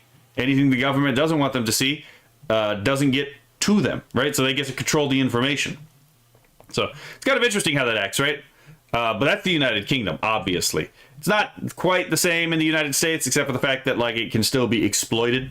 Again, it's like, don't need an ID to apparently cross over into the country to cross its borders, right? But then you can, you know, you don't need an ID to vote, but you need an ID to access the internet. Huh, it's interesting how that works, eh? So, let's see. Riot sign low. I have 3 times, but sweat and movement makes it loose, but I want to color. I mean, again, it's entirely fair. Just like, don't hurt yourself doing that. They don't even try to dissimulate the agenda anymore. Yeah, they're absolutely just like being they know, you know, and they know that you can't really individually do anything about it, and that's part of the demoralization. By the president when he says he wants you to stay in session, wants you to pass the Save America Act? Well, I think the president, I've heard from him a couple times this morning on issues that he cares about. Wouldn't say I'm isolated, no. I mean, I've been very clear about the prospects for the Save America Act. And the only thing I've said all along is we have voted on the Save America Act 5 times. It was the pending business on. And then apparently, you know what? Why not make him vote on it a 6th, 7th, 8th, 9th, 10th time, right? Just keep sending it every time. It's like, we're going to keep sending it until you actually sign it or you sign something similar to it, right? There's probably some modifications that you could make to the SAVE Act that would actually make it significantly more effective. But, you know, I digress. That would be a case-by-case basis. On the floor of the Senate for over 2 weeks. And I am willing to, in any way possible, get that across the finish line if there is a path to do it. But there are 2 realities and 2 facts you have to deal with. And the first is... But there are 2 realities. Okay, that's not a good sign. There are no Democrats who are going to vote for this. All 47 voted against the SAVE Act 5 times. So let's make this an issue in the campaign. How about we go out and turn our fire on Democrats and make it about them? Turn it into a Let's turn it into a campaign issue. You mean the campaign that the Democrats are going to use illegals to pad their vote? Is this guy retarded? Does he not understand the purpose of the SAVE Act? Even if you disagree with like what the SAVE Act will actually do, right? The explicit purpose of the SAVE Act is to mitigate the ability of illegals and immigrants that are not naturalized as citizens from voting, right? Because again, the only reason you wouldn't want the voter ID is if you want to be able to cheat the system. So this guy is actually either lying or he's a fucking retard. And considering, again, his position, I'm going to go with the first, not the latter. Campaign issue, he says, during a Republican down season, and think about how stupid that is, as if voter ID an ongoing issue that's not exactly something new to the Democrat-Republican dynamic is now going to be enough to flip the script on Democrats. Well, obviously, it probably should. In reality, it isn't. And probably the most devastating and sobering reality is that there is no path forward from 2026 to 2028 and possibly even further, because if Democrats regain the House, it's over. It's freaking over. Weird, my last chat didn't show up for you. I don't think it did. Yeah, I don't see a chat from you. Hold on, let me check to see if it's on the actual... Yeah, no, it didn't show up. Do you believe in the Uniparty? Basically, yes. Obviously, not all Republicans and not all Democrats are the same thing. So the Uniparty isn't just like the parties themselves, right? In fact, I believe that the Republican Party can be hijacked, to be perfectly honest. And the way we can hijack the Republican Party, we can take notes from the New Hampshire Libertarians, because the New Hampshire Libertarians are doing really fucking well, right? The way that they're doing really fucking well is they basically booted out the neocons from the Republican Party and took over the Republican Party. Right? So as someone who has a strongly libertarian bend, including things like destroying the social welfare system, which, by the way, would disincentivize a lot of these immigrants from coming into the country if they can no longer mooch off the government because, well, now you're not getting any money. And by the way, we're going to increase property rights. So that means that if you try to steal from a shop, you can get your head blown off, and then the shop owner will be absolutely within his rights. We can just let him go, right? Those two changes would cause a lot of changes in the way people behave in the first place, right? You'd be less incentivized to come into the United States because to mooch off people. If again, like a property owner can fucking blast your ass for again threatening his life or his property. And if you're not going to get any kind of social benefit from any of these social networks, these social systems, because they just, honestly, most of them don't exist anymore, right? So that alone would actually get a lot of people to self-deport. And we see this because this is exactly what happened with a lot of the people self-deporting in Europe right now from various countries. When you remove their access to the things that they thought were going to make their lives better, there's no reason to stay anymore, right? And for the people it's a safety issue, right? And it's like, I allegedly left to escape, X, Y, or Z. I mean, just throw them in the box when they commit a crime, right? It's like, oh yeah, we're no longer doing the whole black robe judge thing. where they just like let people go. Now just throw his ass in the box, right? Like, there are actual solutions. There's not a single specific solution to the problem, but there are a lot of small solutions that would compound into a massive, what would you say, that could compile into a massive effect. But again, I digress. Another thing that would help is removing the copyright and patent protections from a lot of companies, right? No longer can you hold on to something for 75 years, 100 years plus life of a author plus 75 years. If we're going to, keep a minimal copyright law system, like 25 years at max. Also, no particular regulation, benefits for the big corporations where they get to, be the only ones who can pay to actually function because they're the only ones big enough to pay the regulations. Like, they take away all those regulations and watch the smaller business owners like pop up, and we'll see who the people end up choosing when it comes to like, this company only employs Indians. This company actually employs locals. I have a sneaking suspicion people's behaviors will shock a lot of people. Let's see. You cannot do that. How will I be able to cheat? Exactly, right? YouTube doing weird shit again. The Unicorn Party. UK. To be fair, the mainstream the mainstream Democrat and Republican are neoliberal and neoconservatives. And they are, when you look at them, basically left and right-wing Hegelians. So it's like, they are. It is literally a uniparty. A left and a right Hegelian are still Hegelian, even if they disagree on how to be Hegelian, right? So they're still going to back each other. The UK has YouTube by the bells, and any wrong thing will be dealt with UK efficiency. They could do it the way they could deal with UK the same way they deal with fucking 4chan, right? Like, well, of course they're going to have to do what the government says. The government has guns. Okay. What the fuck is the United Kingdom going to do to 4chan? The United Kingdom is going to sue 4chan again? They're going to send them another picture of a hamster, right? They're just going to send them another picture of a hamster, right? Okay, came over here to share. O'Keefe posted a new expose on X where he got Eminem's primary ballot in Detroit without having to provide any ID. I guess YouTube had O'Keefe name blocked. That's interesting. I don't know why that would be the case.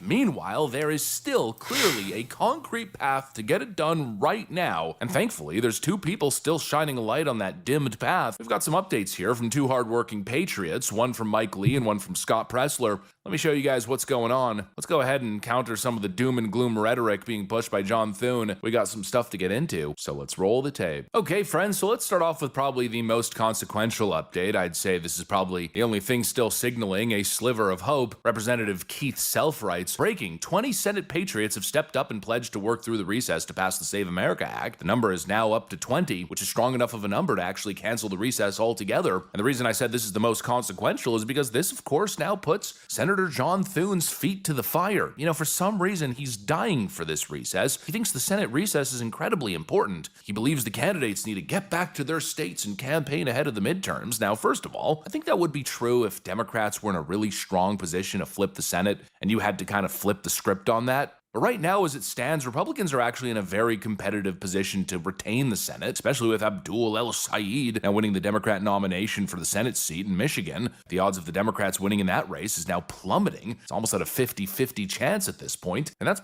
again, do not underestimate the Republicans' capacity to snatch defeat out of the jaws of victory. Before the campaign even started. Is it important for senators to get back? Sure. It's a bigger priority, especially given the context of the current Senate race, finishing the damn job in Washington. And now the pressure is on. This whole call to cancel the recess and get to work is no longer something that John Thune can brush to the side and pretend doesn't exist. No, he has to address it head on. And this is where we get to the second update. It appears as though the conversation now all of a sudden is headed towards the right direction. I just came from a very productive meeting with Senate Republicans, and the conversation has shifted in a very favorable direction. We're talking now much more about how best to do this, not whether to stay and work on the Save America Act, but what procedural vehicle to use in order to get this thing done. So, look, this is a step-by-step process. I don't want to proclaim victory, but the conversation has moved in a favorable direction. I want to thank. By the way, always remember that there was a constitutional amendment to simplify this process to where laws that were passed in the Congress and the Senate would have to be single subject, and that the nature and subject matter and function of the proposed law would be clearly articulated in the title of the submitted bill, and Congress and the Senate both declined that. So yeah, a lot of this could have been avoided, but it turns out getting kickbacks and getting, fucking over the American people, it's too much of a lucrative business. Senate Majority Leader John Thune and our whip, John Barrasso, for leading a very productive discussion today. Okay, he didn't explain why he doesn't want to actually vote for the SAVE Act, right? You may have real complaints about the SAVE Act, and one of my complaints is that the SAVE Act actually just doubles laws. It's just, a lot of the SAVE Act is just redundancy, to be perfectly honest, right?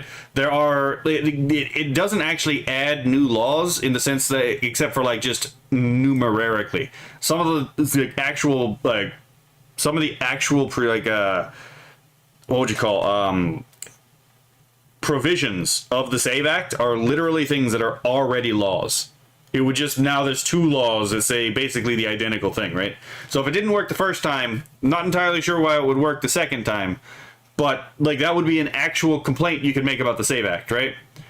He hasn't made any complaint that I can discern about why he doesn't want to do this. Interesting. Now all of a sudden they're talking about how they can get it done, which I'd say is a huge improvement from John Thune's doom and gloom nonsense that we've been hearing. Here's where we get to the logistics part. Well, how exactly would that even happen? Would that even look? And that's where Scott Pressler comes in, spitting the facts. The funding is going to be to the tune of $10 billion.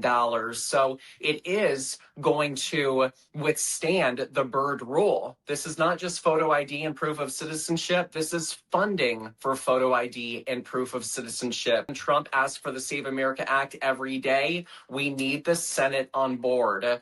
And people that are likely not going to support us, Benny, are Senator Mitch McConnell, we wish him well. Senator Murkowski, I'm asking Alaska to vote yes to defeat ranked choice voting this November. And if she doesn't support Save America, we will primary her peacefully in 2028. Yes, primary all, not on the basis of the Save America Act per se, but primary all of these fucking people who are, again, cooperating with the Communist Party, the fucking Uniparty. Primary all of them. Any fucking neocon, primary them, right? Just get these fuckers out. Leave them fucking destitute. We need Collins on board. She voted for the Mike Lee amendment, but we need her to be the 49th vote. And then Tillis, we need him on board. And Cornyn, I'm not sure if he will. So to anybody listening, tell Senator Fetterman he's in the fight of his life to maintain his Senate seat. If he votes for the Save America Act, we will support him, but he must be loyal to photo voter ID and proof of citizenship. And then once we get our 50 votes, Benny, for budget reconciliation, JD Vance can come in as the 51st vote, and we will get the country-saving Save America Act funding. And so once again, I get it. I'm not entirely sure that this act will be as effective as they are saying it will, because again, a number of the provisions in the act, as have already been shown, are just restatements of laws that already exist and just aren't enforced, right? So we don't even need the acts per se. We just need to enforce the laws as they are already on the books. Because if you just pass the Save America Act and you don't do anything else, get these fucking judges who are activists off of the fucking bench, then all that's going to happen is some fucking activist judge is going to eventually just ignore the SAVE Act, or going to declare the SAVE Act illegitimate or unconstitutional, and then we're just back to square one. So the SAVE Act itself, I get it, but I don't really think that it's enough, to be perfectly honest. It might be a decent step in the right direction symbolically, but pragmatically speaking, I'm a little doubtful that this would have the intended effect, only because we already know that there's a large contingent of law enforcement that just doesn't enforce the fucking actual laws. It seems feasible at the very least. It seems there is, in fact, a path forward. How do you get the judges out? Okay, hold on. Let me pull it up. There's actually an easy way. We've never done this before, but it's very clearly in the Constitution. Okay, my computer is crashing. That's a fucking terrible thing. Okay, here we go. Give me one moment.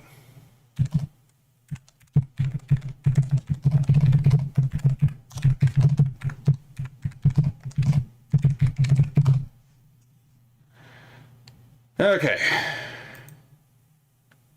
If this damn program will load correctly. So there's 3 ways we can do this. 2 of them are, from the perspective of most Americans, very radical, but they are completely constitutional.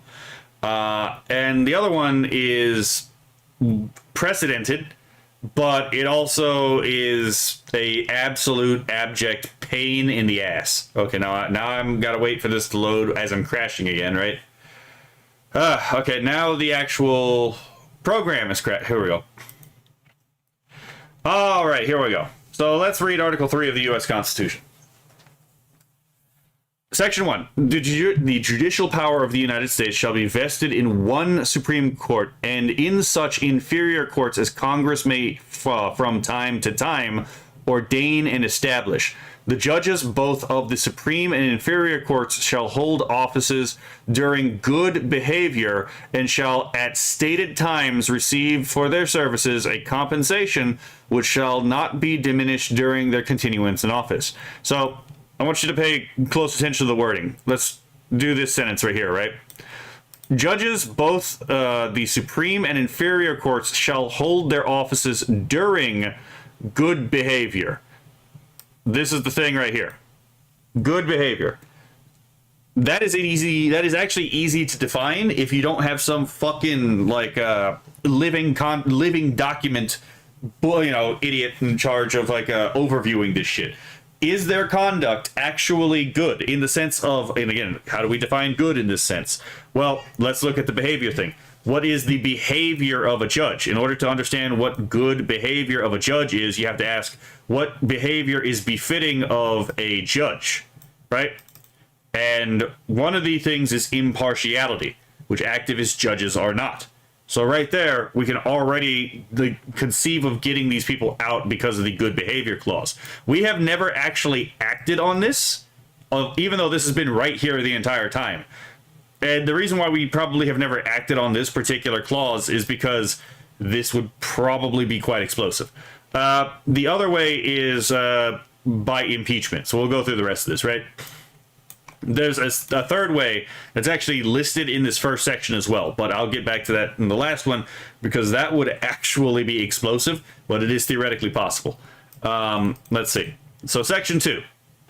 The judicial power shall extend to all cases in law and equity arising under this Constitution, the laws of the United States, and treaties made or which shall be made under their authority, to all cases affecting ambassadors, other public ministers, consuls, to all cases of admiralty and maritime jurisdiction, to controversies to which the United States shall be a party, to controversies between 2 or more states, between a state and citizens or another state, between the citizens of different states, between citizens of the same state, claiming lands under grants of different states, and between a state or the citizen thereof, a foreign states and foreign states, citizens or subjects. In all cases affecting ambassadors, other public ministers and consuls, and those in which the state shall be party, the Supreme Court shall have original jurisdiction. In all other cases before mentioned, the Supreme Court shall have appellate jurisdiction, both as to law and fact, with such exceptions under such regulation as Congress shall make. So, by the way, okay, no, I'll say that for